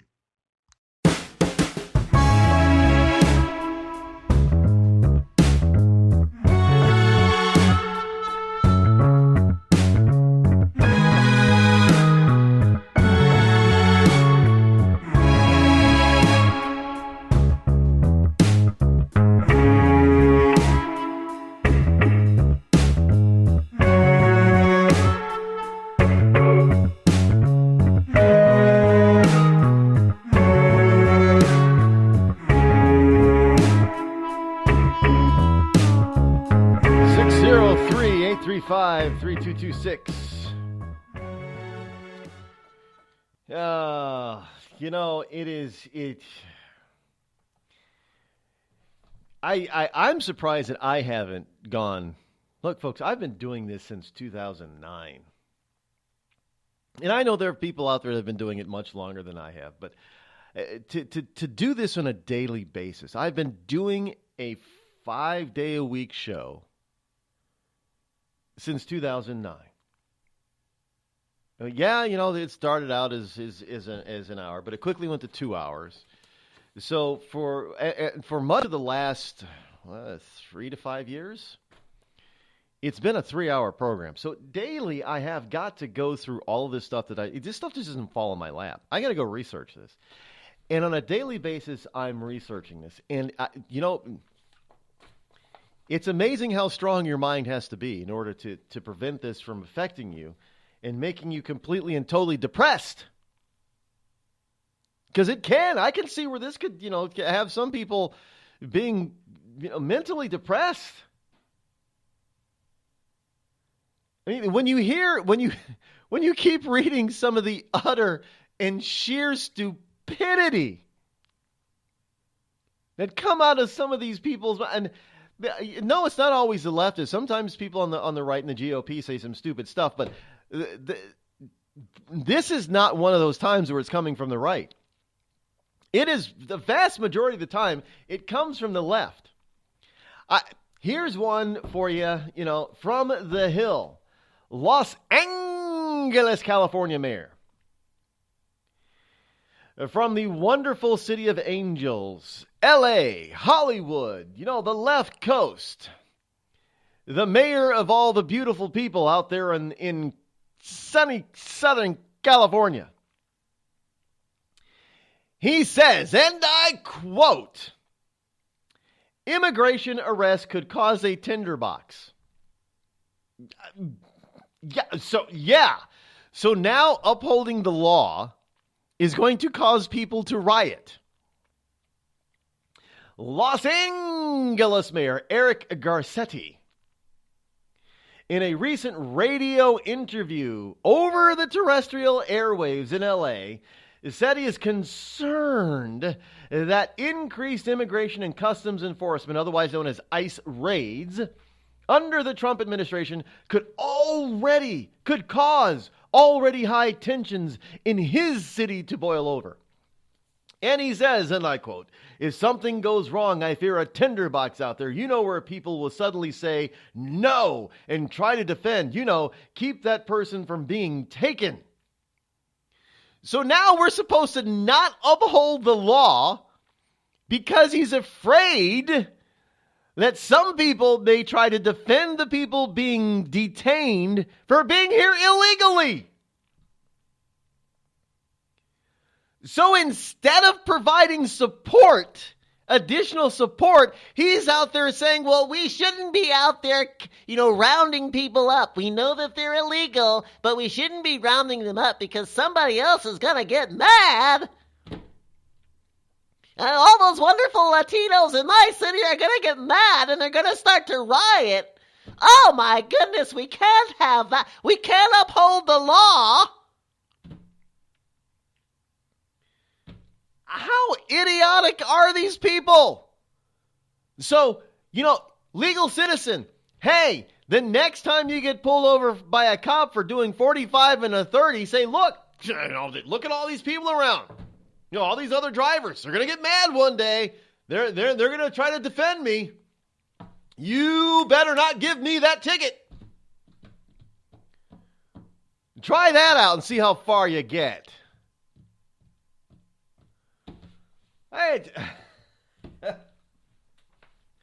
I know, folks, you can't make this stuff up. He goes on to say that's a very dangerous situation. That's dangerous for those officers. That's dangerous for those agents. And we're going to have to respond. Well, yeah.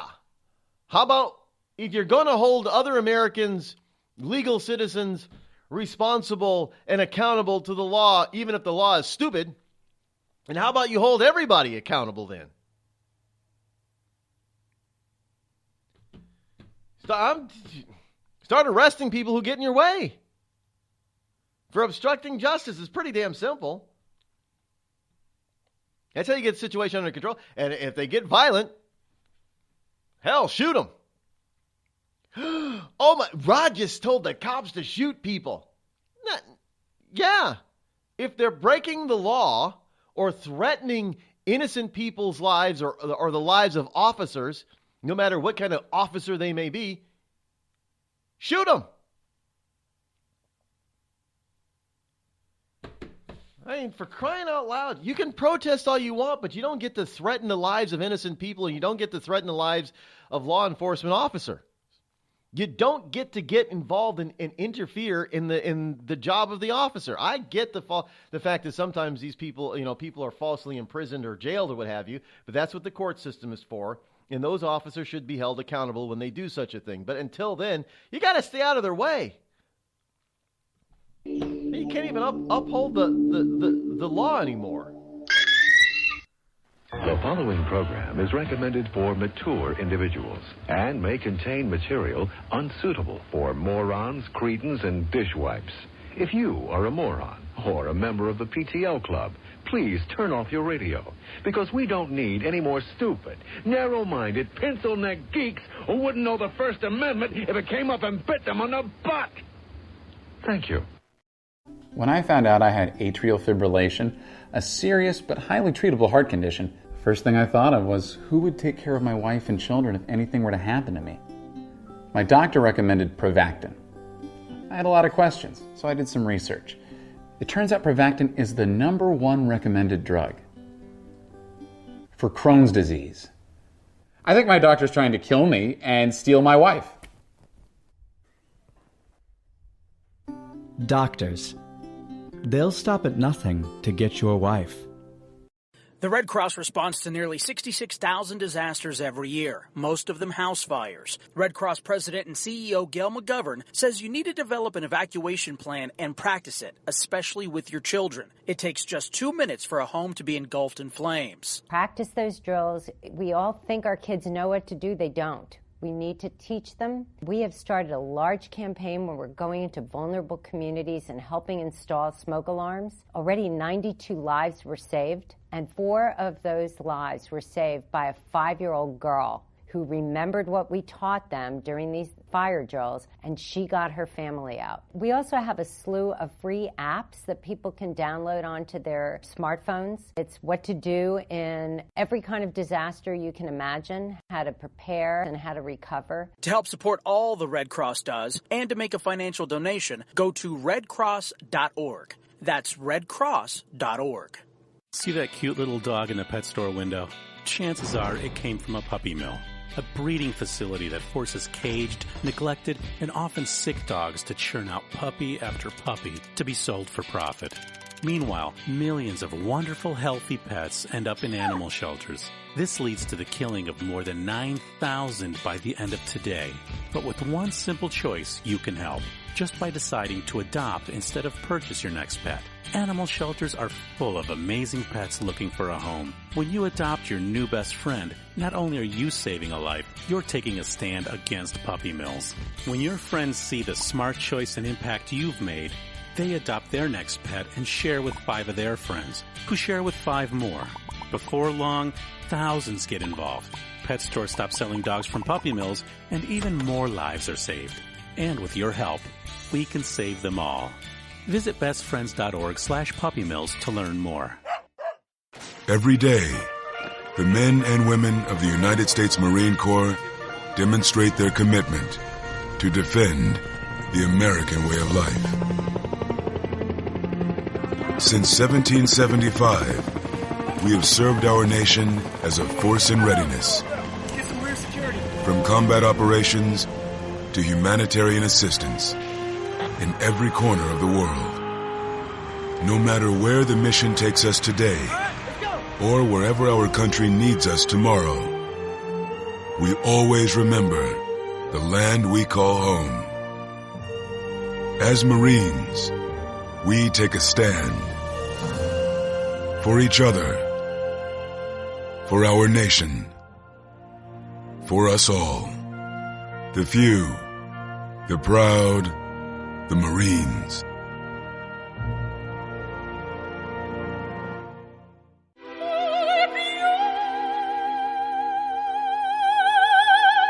The human voice. It can be sweet as music, powerful as thunder, And so, my fellow Americans, cheerful as laughter. But for millions of people, it can also be a sign of COPD. This serious lung disease can make it so hard to breathe, you often can't catch a breath or finish a sentence, let alone carry a tune. And many who have COPD don't even know it. That's where your voice comes in. If you think you or a loved one have symptoms, talk with a healthcare provider. Early diagnosis can mean better treatments and quality of life. Join us in raising our voices for the millions with COPD who can't.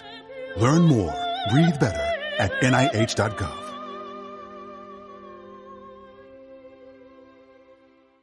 As a mother, you don't want to have to worry about this bill is coming, but then she needs this chemo. That's a decision you shouldn't have to make.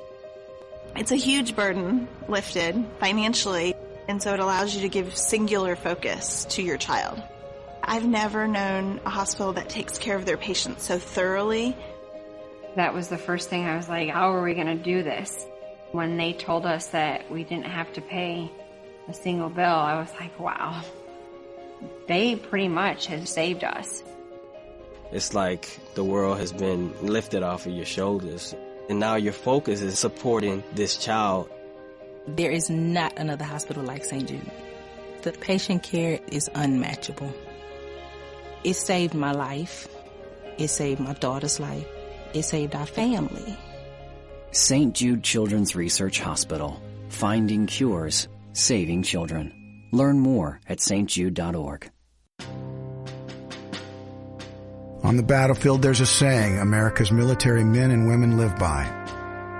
Never leave a fallen warrior behind. Ever. Off the battlefield, Wounded Warrior Project operates with the same goal. We leave no warrior behind. Wounded Warrior Project is a non-profit organization created to help our men and women returning home with the scars of war. Whether those scars are physical or mental, we're here to make sure that they heal. And whether it's helping those with post-traumatic stress disorder live a normal life again, or giving much-needed support to injured warriors in veterans' hospitals. Because no one deserves our help more than the men and women who risk their lives to keep us safe. Wounded Warrior Project. We never leave a fallen warrior behind. Ever. Learn more about what we do at woundedwarriorproject.org. You want to know what time it is? It's time to bring the rain. Zinc Media. Feel the power of knowledge.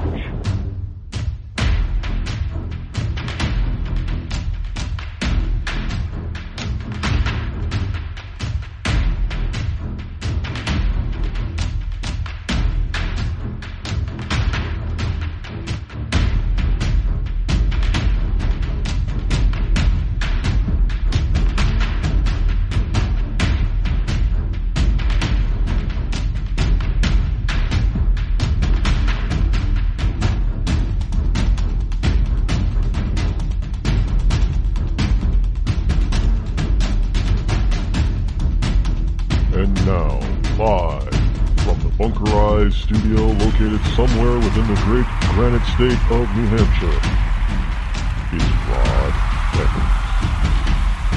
And welcome back, hour number 3 here in the Rod Eccles Show. Yes, the fastest 3 hours in Internet Talk Radio. It is already hour number 3. Welcome back to you, liberty lovers and ecclesiastites all across the globe. The call-in number this hour is 603-835-3226 as we broadcast on this Monday, June number 5 in the year of our Lord 2017. That's the, and yeah, we've already gone over today's holidays. That's the day is today. It's a Monday. Anybody? Monday. Anybody got the Monday morning blues? I usually call them Monday morning mentals. And it's for people who have mental conditions that can't. Isn't there a fear of Monday? They've given it a name. You know, like the fear of number 13 is triskaidekaphobia. Is some sort of Latin term for Monday phobia? I don't know. There is but we have. Well, if you're in Chicago, you probably have the fear of the weekend. The death toll for this past weekend in Chicago has not been tallied, I don't think. I haven't seen the numbers yet this morning. But we're always seeing, it's like double-digit number of people shot in Chicago over a weekend. That's what's been usually happening. And it's a Democratic controlled, a stronghold, Chicago. You know how difficult it is to get a gun legally in Chicago? It's easier to get a gun illegally in Chicago than it is to get one legally. That's pretty bad. And yet they want to have even more gun control in Chicago.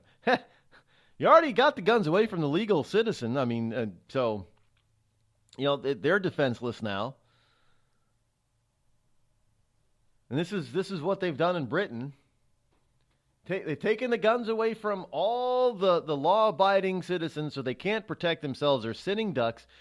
So you get a guy who... What was it in Paris?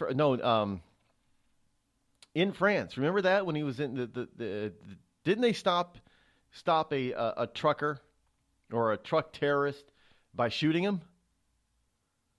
But it wasn't a citizen; it was a cop that shot him eventually, I think. But this is ridiculous. That people are going to, we need to be sitting. There isn't a single Politico anywhere on the planet. I don't care if they're even in a banana republic. They don't go anywhere without armed escort. They've got bodyguards up the wazoo. They got bodyguards. You and I don't have a bodyguard. If we do, we're paying them an awful, we're paying an awful lot. You got to be a wealthy SOB that you think you're so important, like Zuckerberg or the myriad of Hollywood stars. Remember the movie with Whitney Houston and Kevin Costner, Bodyguard? Remember that? I get it. I don't. Yeah, it's a job for a lot of people. But I'll be damned if I'm going to, take a bullet for a movie star. Give me a break. I mean, I guess if it's my job, I'm going to do to the best of my ability. But yes, but the rest of us don't get this kind of stuff. We're told, well, you know what? You guys can't afford your own bodyguards and protection, but you don't need it. You just have to depend on us. Why? Because they're not going to go after people. They're going to protect you first. That's their job, and their allegiance is to protect you elitist first.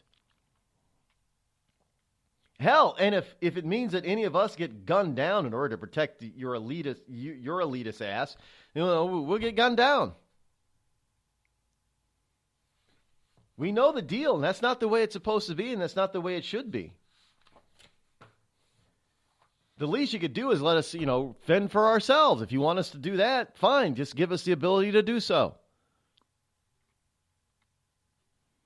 But I love it when they tell us, it's a shelter in place. Call 911. Oh yeah, I can see it now. Hold on, Mr. Terrorist, Mr. Criminal. I got a phone here, and I got 911 on the line. So you see, you can't harm me now because I got 911. And they're coming. The police are coming. They'll be here in 5 minutes. So you better go now. Put down your gun and go because they'll be here in 5 minutes and then you'll be dead. Well, in that 5-minute period, you're going to be dead.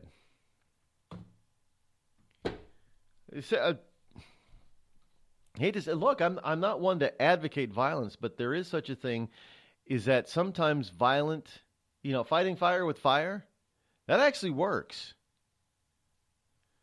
The whole saying comes by creating backfires.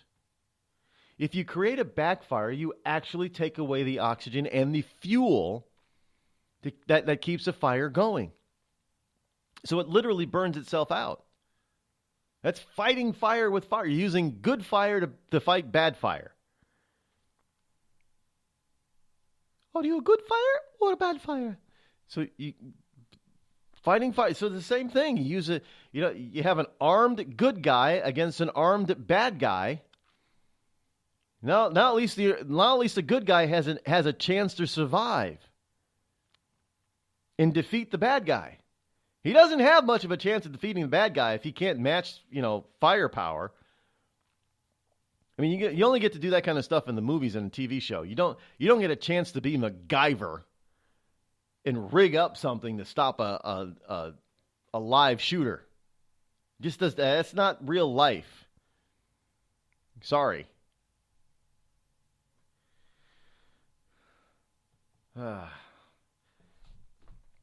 Here's from The Sun. London bridge attack. ISIS claims responsibility for the Borough Market terror as video shows jihadists stalking pubs searching for victims.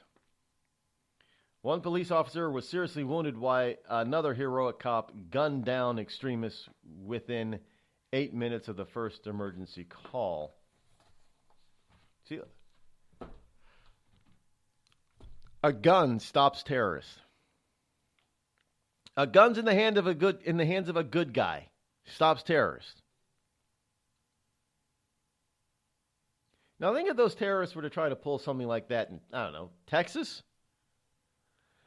How many good people with guns in Texas would have pulled out their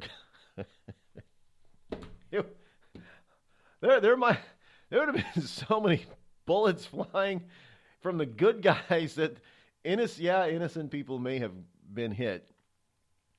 I know it's not funny, but I'm just trying to picture this in my head. This whole thing that has happened in London, England, happening in Texas, USA.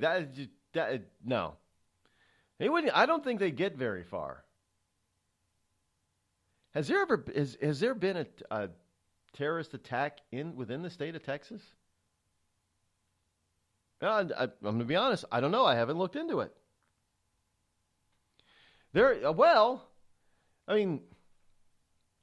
Look at some of the places where we've had terrorist attacks. They're not states that are usually, shall we say, high on the gun rights list. New York, not so easy to get a permit, especially in a place like New York City. Carry. California, they're not very gun friendly. I don't know about Florida. I don't know what the gun laws are like in Florida. I think the reason why the terrorists are too afraid to go to Chicago is because so many criminals have guns. And I'm serious. All the gang, everybody on the street has a gun except for the law-abiding citizen, and possibly, the terrorist tries to do something that isn't gun-related in Chicago, they'll probably end up dead before they get to do, by a hail of gang bullets coming their way. Because everybody in a gang has a gun, but nobody who's a law-abiding citizen in Chicago, it seems like, has a gun. Not very many. But ISIS has claimed responsibility for the depraved attack in London, as video shows 3 jihadis calmly strolling past a pub, various pubs in the district, in the market area, shouting, "This is for Allah."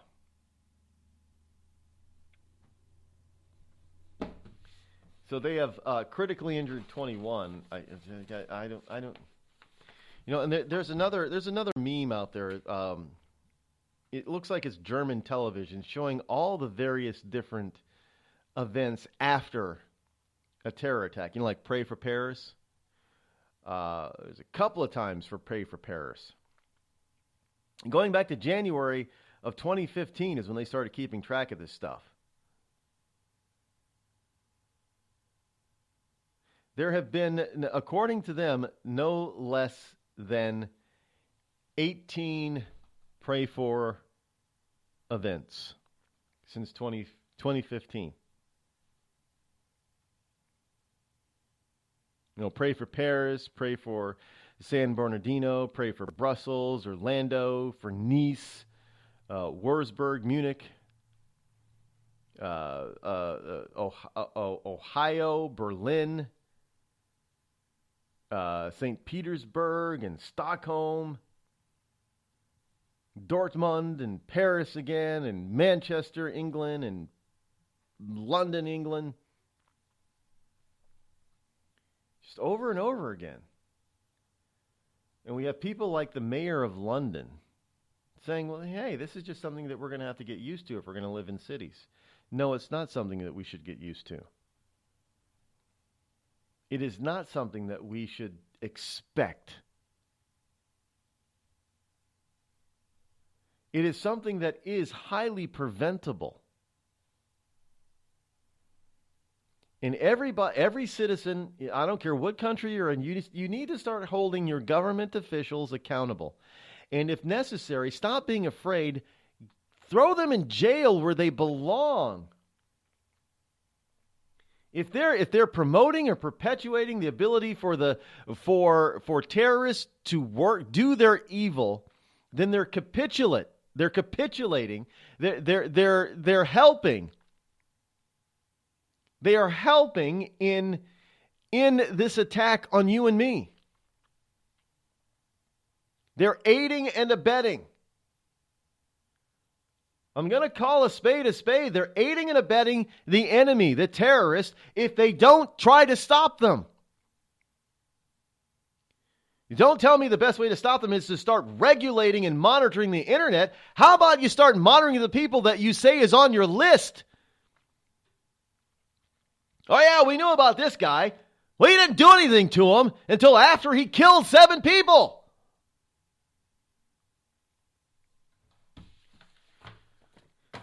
If you're out there, if you are a leftist and you are out there talking about how peaceful the Islamic religion is, then you're aiding and abetting the enemy and the terrorist. If you're talking about how we need to let them in and be more open-minded towards them, you're aiding and abetting the enemy.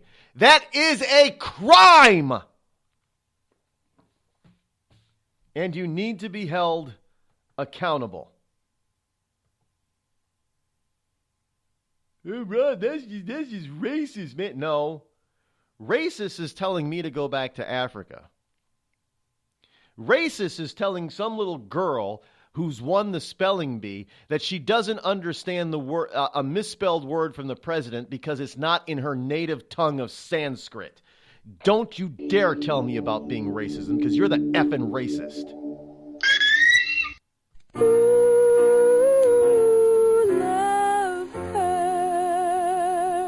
Yes, love hurts. It can hurt emotionally, but more important, it can also hurt you physically. It can hurt you in a way which nobody who owns a hot tub and lives in California can afford to be unaware of. Yes, I'm talking about California hot tub rectal gonorrhea. This painful, incurable disease can make an enjoyable soak in a hot tub with family, friends, and dog into a literally unforgettable experience.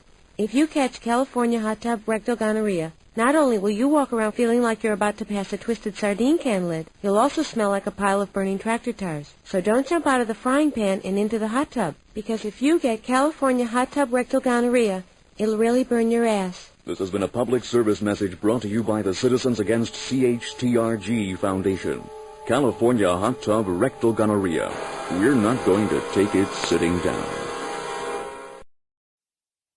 Tired of paying outrageous prices for Viagra? Well, we have great news for you. Now you can finally get Viagra at huge discounts. Healthy Man allows you to save up to $500 on Viagra. Why pay U.S. pharmacy prices of $15 per pill or more when you can get Viagra for less than $3 a pill? Call today and get 40 Viagra pills for only $99. This can cost as much as $600 at your local pharmacy. You can't afford not to call us. If you want Viagra at the lowest prices, never pay $15 a pill pharmacy prices again. Get Viagra for less than $3 a pill. Call 800-595-2614 today and save up to $500 and get 40 pills for just $99. Healthy Man is fast, easy, and affordable. Operators are waiting at 595-2614 to take your call now. Call 800-595-2614. That's 800-595-2614. Again, 800-595-2614.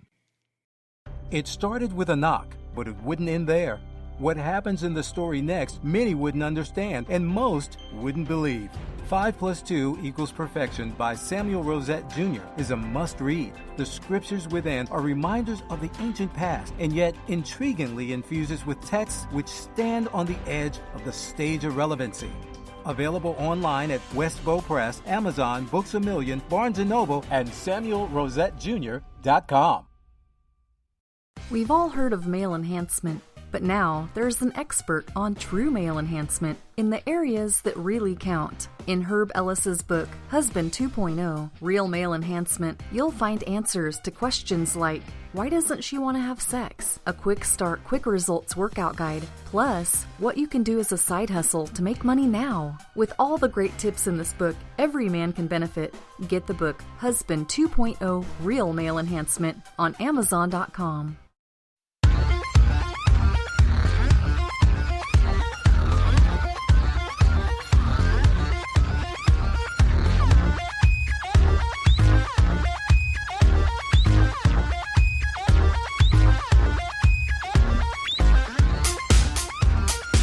All right, welcome back.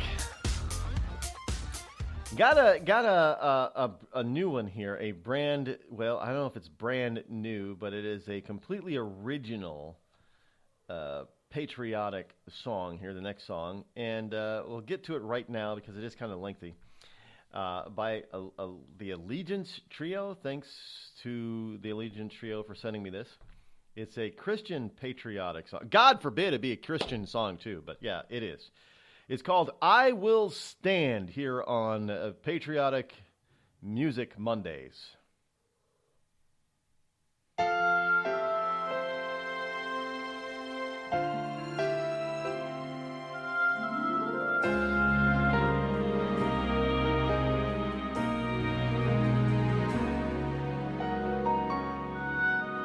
It may sound old-fashioned, it may be passé, but I believe that we are blessed every single day to live within the borders of a land where we can see that everyone is equal and everyone is free. Our values and our valor still remain. So every time Old Glory is raised, I will stand for the stars, I will stand for the stripes, I will stand for the ones who laid down their lives so we can breathe in freedom, every woman, every man, for one nation under God. I will stand.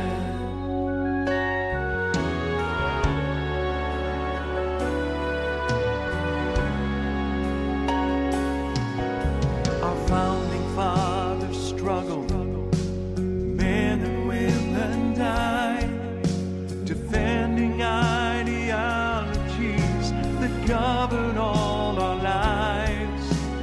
Rights from our Creator, even life and liberty, they will not be torn asunder by man or tyranny.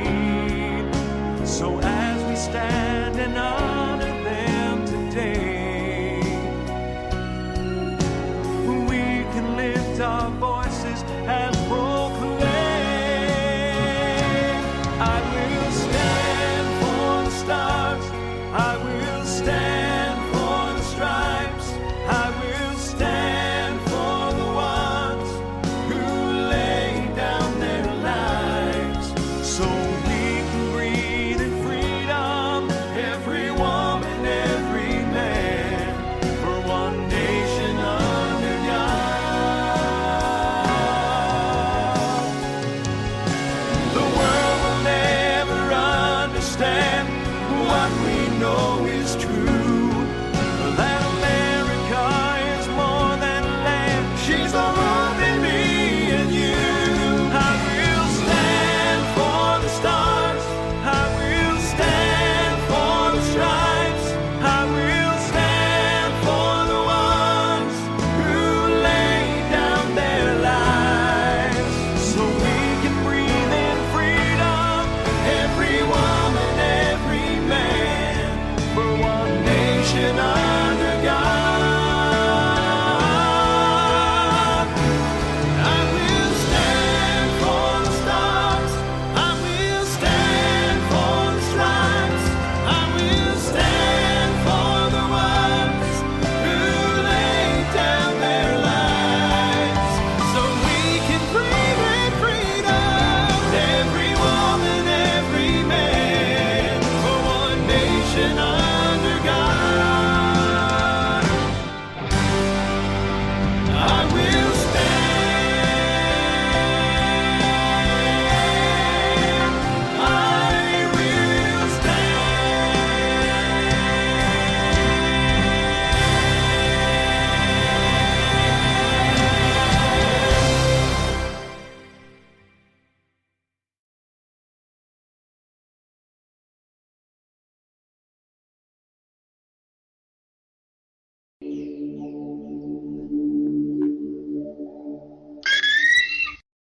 The Red Cross responds to nearly 66,000 disasters every year, most of them house fires. Red Cross President and CEO Gail McGovern says you need to develop an evacuation plan and practice it, especially with your children. It takes just 2 minutes for a home to be engulfed in flames. Practice those drills. We all think our kids know what to do. They don't. We need to teach them. We have started a large campaign where we're going into vulnerable communities and helping install smoke alarms. Already 92 lives were saved, and 4 of those lives were saved by a 5-year-old girl who remembered what we taught them during these fire drills, and she got her family out. We also have a slew of free apps that people can download onto their smartphones. It's what to do in every kind of disaster you can imagine, how to prepare and how to recover. To help support all the Red Cross does and to make a financial donation, go to redcross.org. That's redcross.org. I'm just so happy my father had a chance to see his kids before he passed. I just want to say thank you. When her father fell ill, the American Red Cross was able to help get Veronica's brother home from the Navy to speak to his father one last time. It's thanks to your donations that we can connect military families when they need it most. Please donate today at redcross.org. It's Thursday night, and you're grabbing drinks with some friends. Started off with a pitcher for the table, which quickly becomes 2. There's pool. And there's the photo booth. All right, everybody squeeze in. Say cheese! Followed naturally by an order of wings. And another. Can we get some extra ranch sauce? Then there's the ceremonial nightcap. So what are we doing this weekend? And lastly, it's back to the car, which, if you're buzzed,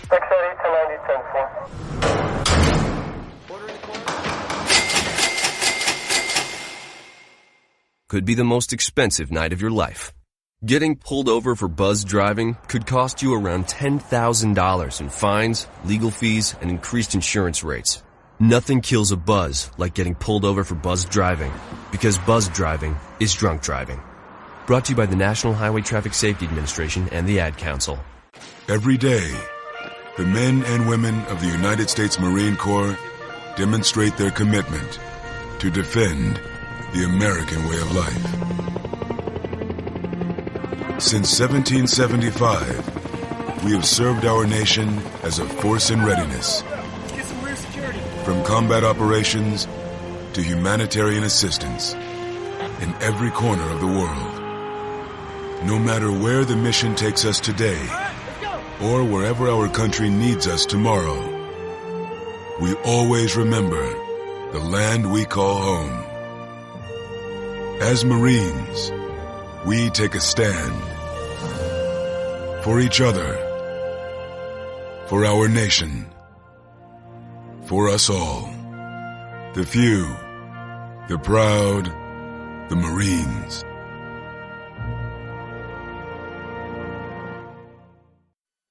I considered suicide so I wouldn't put my family through all the pain. Many of our warriors are returning home from the battlefield, only to face a new war as they struggle with devastating injuries.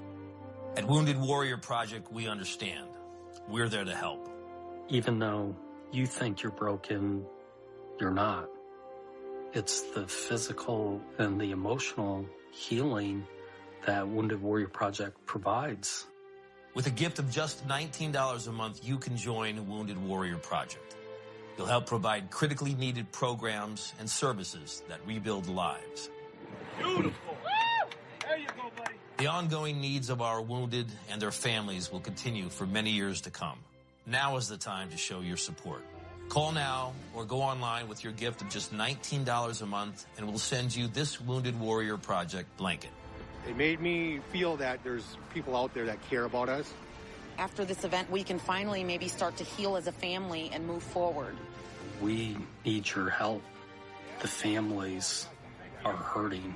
For many of our wounded heroes, the greatest casualty is being forgotten. That's why your gift of just $19 a month is so important. Please, call or go online right now.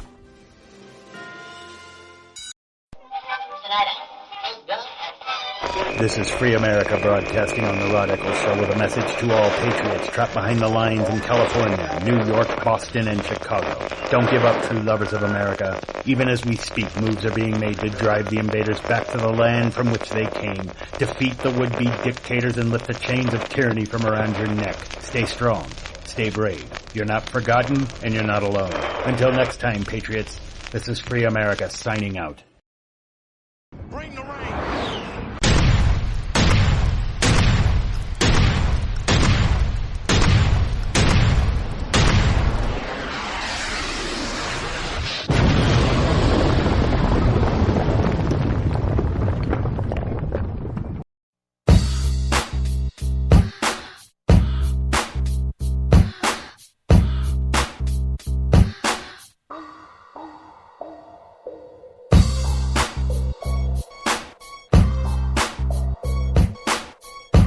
So the liberal left media, the lamestream media, is on a tear.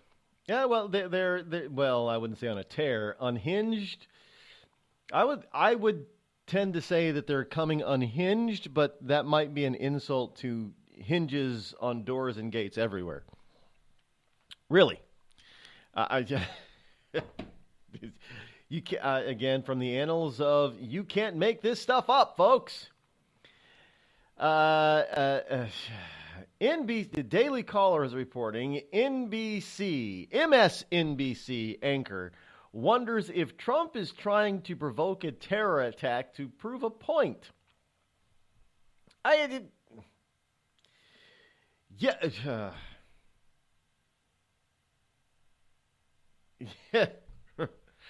On a side note, folks, here's from the annals of the sick in the head.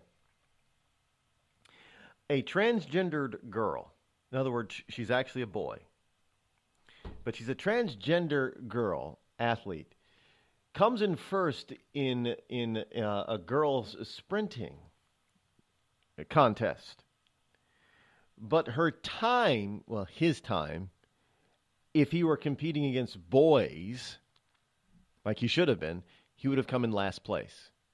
Just so you know, with all this, I know it's kind of bad for me to point out because that means girls aren't good as boys in this case, and the boy that actually beat all the girls would have come in last place against all the other. Well, the whole transgender, the whole thing is just well. Look, you people who are supposed to be for all these wonderful Islamists and saying that Islam is a religion of peace. Do you understand and know that? Well, you got to know and understand that that the people who would come under fire for death first would be the LGBT community, which includes transgender. I mean, they'd pick you out of a crowd and slit your throat, shoot you in the head, whatever, chop off your head. You'd be some of the first to go. And plain and simple. I mean, this is just, it's true. Anyway, back to the anchor, MSNBC anchor Thomas Roberts. He theorized on Sunday that President Trump is trying to provoke a terrorist attack on U.S. soil in order to prove himself right about Islamic. Look, Mr. Roberts, the president doesn't have to try to prove himself about Islamic terrorism. They prove themselves almost on a daily basis. This is how demented and deranged these leftists are. Oh, the president is trying to prove himself right by provoking.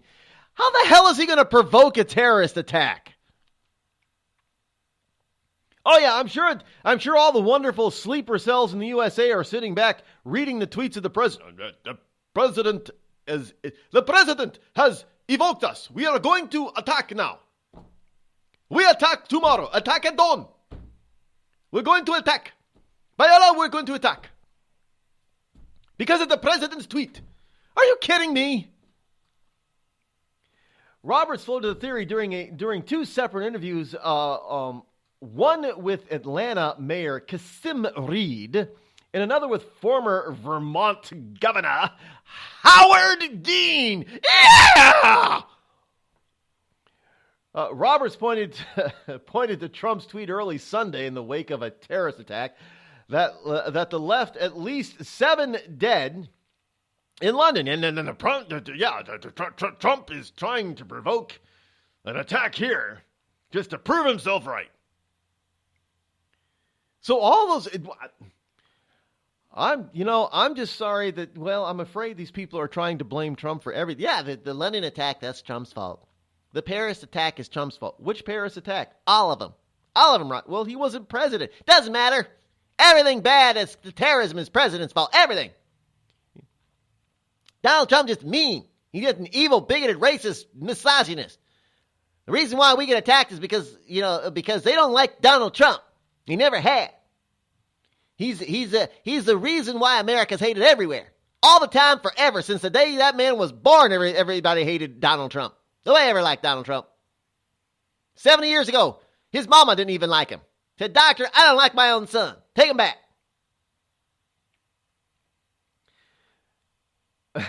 The president doesn't want us to be politically correct, right? So let's not be PC about this.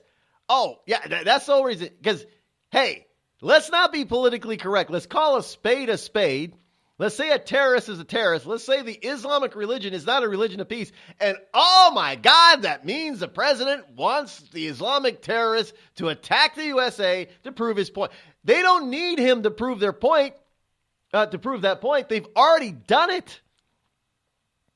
They've already done it. They've already proven the point that they're savages. They're intolerant a-holes. They've already proven it. I love it when you get all of these wonderful liberals. They talk about when God gets angry, the book of the Bible, the God of Abraham, talks about, being angry all the time. And, and they come to Christians and they say, well, if your God is a God of meanness and hatred and does stuff like he punishes people like that, that's not a God of love. That's not my God. I don't want anything to do with a God like that. But yet you have all these wonderful Islamists running around going, Allahu Akbar, before they kill somebody. And yet I don't hear a single liberal saying, well, that's, hey, if that's your God, he's not my God. Nope. I don't hear them attacking Islam. Does anybody notice that? They still do not attack Islam. The latest, I said this before that we were going to follow this closely. Here we have, another terrorist attack, major one, and have any of the liberals anywhere in the United States of America condemned Islam for this. No. They're blaming Donald Trump, who, by the way, is what? Christian. Whose wife is what? Catholic. So who's getting the blame? A Christian and a Catholic. Not an Islamist. It's Donald Trump's fault. Can you believe this? And of course, whenever, somebody, when it comes to, let's take gay people. Those Christians and Jews that believe in the Bible, the Old and the New Testament of the Bible say that homosexuality is a sin. Well, if your God is not understanding, he's not my God. Well, the Jewish and Christian Bibles do not condemn homosexuals to death. There isn't a Christian nation on this planet that hangs or beheads or throws a homosexual off an 8-story building. Islam does it daily. But I don't hear them talking about how hateful the Islamic religion is. Oh, no. Donald Trump provokes them. That's why they do what they do. That's why they runned over people on the London Bridge. That's why they got out of their vehicle and started, running around, stabbing people and slicing their throats and chopping them up. Donald Trump had nothing to do with their Bible. Oh, it had nothing to do with the Quran. No. It's all Donald Trump's fault. You realize how sick these people are for thinking that? Oh, it doesn't stop there. NBC News does the same thing, basically. Throws some shade on President Trump's terror tweet. Info is unconfirmed. In light of the recent attacks in London, President Trump used the opportunity to renew calls for his travel ban. He also retweeted a Drudge tweet that suggests that the fluid story was already a terror attack. In an unprecedented move, NBC News, referring to the Orlando shooting, NBC News Twitter feed followed up with a uniquely dismissive comment. President Trump has used Twitter to share news reports on London incident. This is from the London event, not the Orlando event. We aren't relaying President's retweet as the info is unconfirmed. Unconfirmed, my ass. The police in London said it was being investigated as a terror attack. But we have the NBC drones here saying, well, it's unconfirmed. We're not going to go along with the president. Because the president said it. And guess what? It's a terror attack.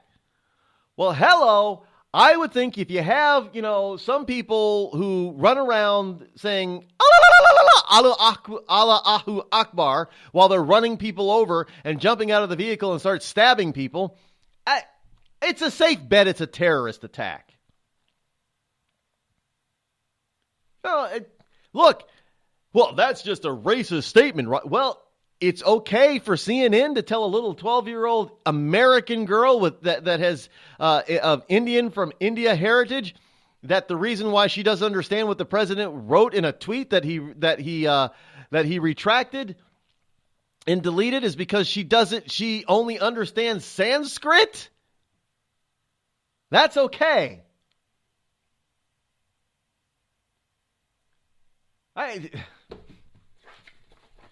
Well, for those of you who may have missed that, let me play that for you again, so you know and understand that the wonderful liberal left, what they do and say all the time. This is what they think. Covfefe, Cofefe. Good enough. Close. You win. Thank you very much. That's the only good answer we've heard about that. In days. It was really Covfe. We don't know that. Fe, but it, again, is a nonsense word. So we're not sure that its root is actually in Sanskrit, which is what you're probably used to using. So I don't know. Anyway. You did a great job. And Chris Cuomo, who's the it's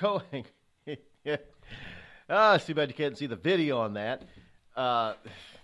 Yeah, I think maybe he was a little horrified by her statement. What? Sanskrit? Where the hell did that? Yeah, but we're supposed to be, we're. I'm sorry, folks. I cannot help it, but these people are just, they're unhinged. So Trump came under criticism recently when he referenced an attack at a resort in the Philippines as a terrorist attack before the specifics of the story were clear. Was it not proven later to be a terrorist? Yes, it was. And sometimes all you have to do is know the facts. And you can come to a conclusion.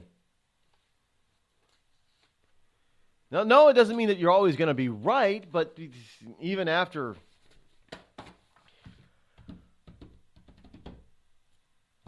Well, it is what it's. My goodness gracious, good God Almighty, folks! I mean, you can't make this stuff up.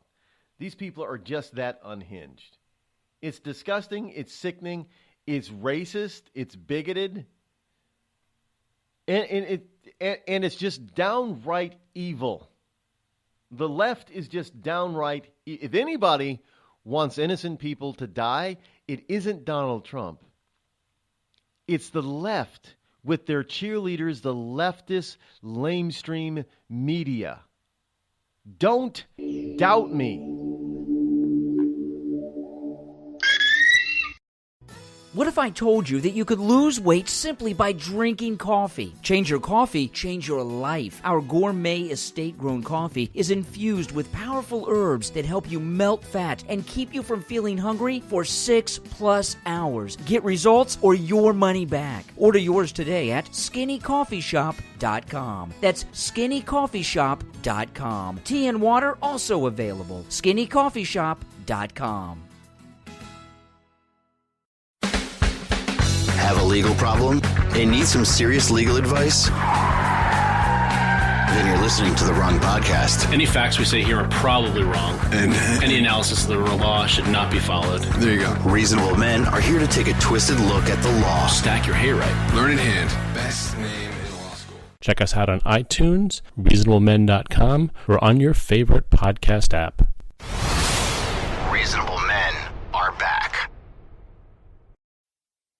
Tired of paying outrageous prices for Viagra? Well, we have great news for you. Now you can finally get Viagra at huge discounts. Healthy Man allows you to save up to $500 on Viagra. Why pay U.S. pharmacy prices of $15 per pill or more when you can get Viagra for less than $3 a pill? Call today and get 40 Viagra pills for only $99. This can cost as much as $600 at your local pharmacy. You can't afford not to call us. If you want Viagra at the lowest prices, never pay $15 a pill pharmacy prices again. Get Viagra for less than $3 a pill. Call 800-595-2614 today and save up to $500 and get 40 pills for just $99. Healthy Man is fast, easy, and affordable. Operators are waiting at 595-2614 to take your call now. Call 800-595-2614. That's 800-595-2614. Again, 800-595-2614.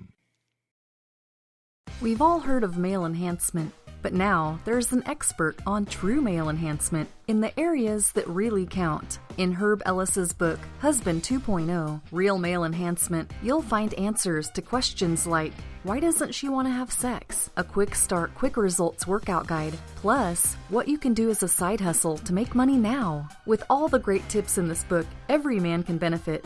Get the book, Husband 2.0, Real Male Enhancement, on Amazon.com. It started with a knock, but it wouldn't end there. What happens in the story next, many wouldn't understand, and most wouldn't believe. 5 + 2 = Perfection by Samuel Rosette Jr. is a must-read. The scriptures within are reminders of the ancient past, and yet intriguingly infuses with texts which stand on the edge of the stage of relevancy. Available online at Westbow Press, Amazon, Books A Million, Barnes & Noble, and SamuelRosetteJr.com.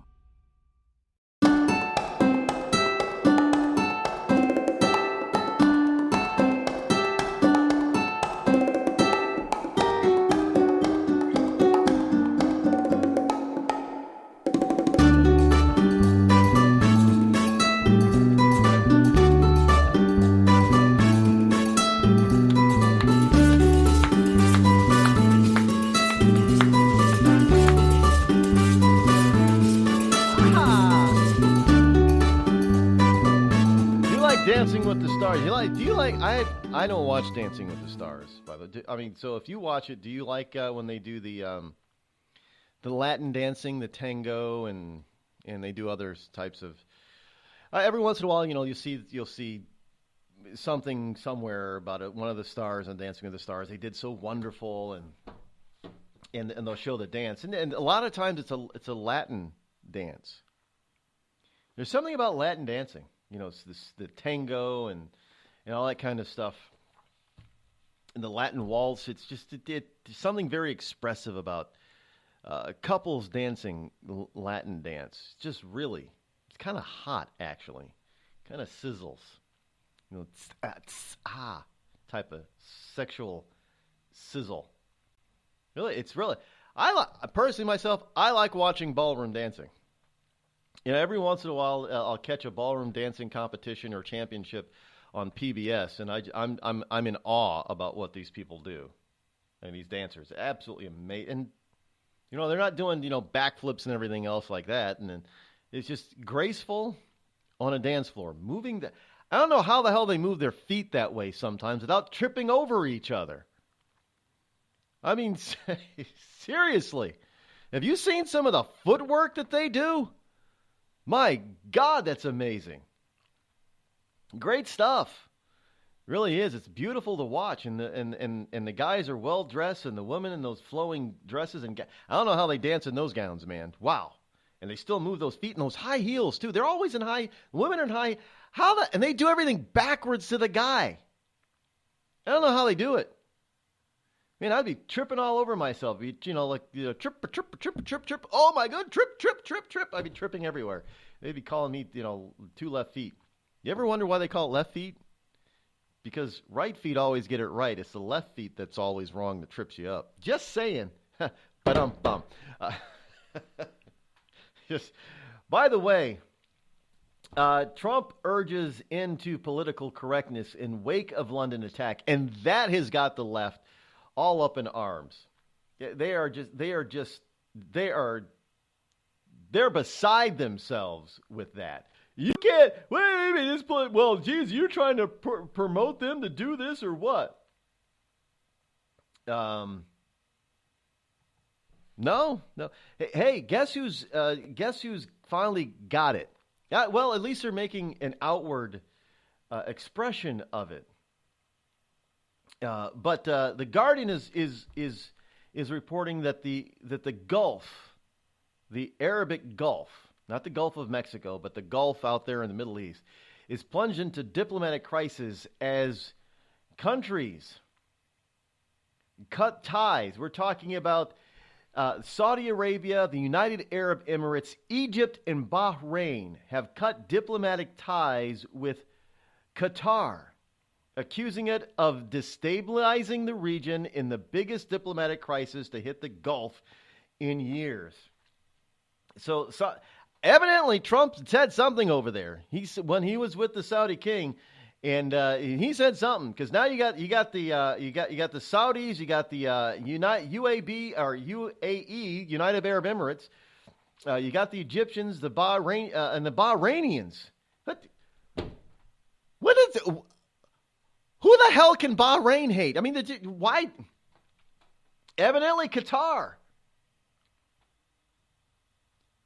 So, I mean, there is some polarizing going on in the Middle East right now. There are some countries that are going to be held accountable. Now, whether I know a lot of these terrorists come out of Saudi Arabia, and will Saudi Arabia be held accountable for that? I don't know, but the whole point is that now that there are lines in the sand being drawn right now to stand up against this terrorism and this tyranny over there. Plain and simple, we've got to get a hold of this. And Trump is starting to do it. So none of this would have happened under Obama. None of this. So, I know it is what it is, folks. In any case, obviously that sound means that we're out of time for the day, but we will be back again tomorrow for another 3 hours of broadcast excellence right here on the Rod Eccles Show. So we'll be back in 21 hours. Tell a friend. Like the Facebook page. Follow me on Twitter. Come back here tomorrow and Wednesday when we've got a bombshell to be dropped on the Intel report. Don't miss it. Until then, I'm Rod Eccles. I'm out.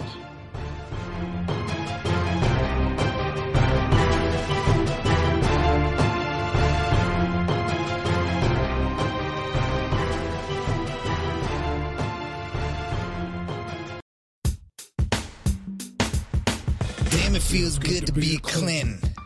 Damn, it feels good to be a Clinton. A shameless politician always plays her cards right. Got a crew for the fight on the airwaves. Lapdogs in the press keep their mouths tight. Cause a Clinton never needs to explain what, why it is what they done or with who. A real Clinton knows that they're entitled, and you don't get to know what they do. What difference does it make? For a Clinton, what's loaded in some fat Apple file? A Clinton plays the victim for promotion. A Clinton kills it off with a smile. Damn, it feels good to be a Clinton. A server full of secrets ain't no thing. Damn, it feels good to be a Clinton. Nothing ever hits with the sting.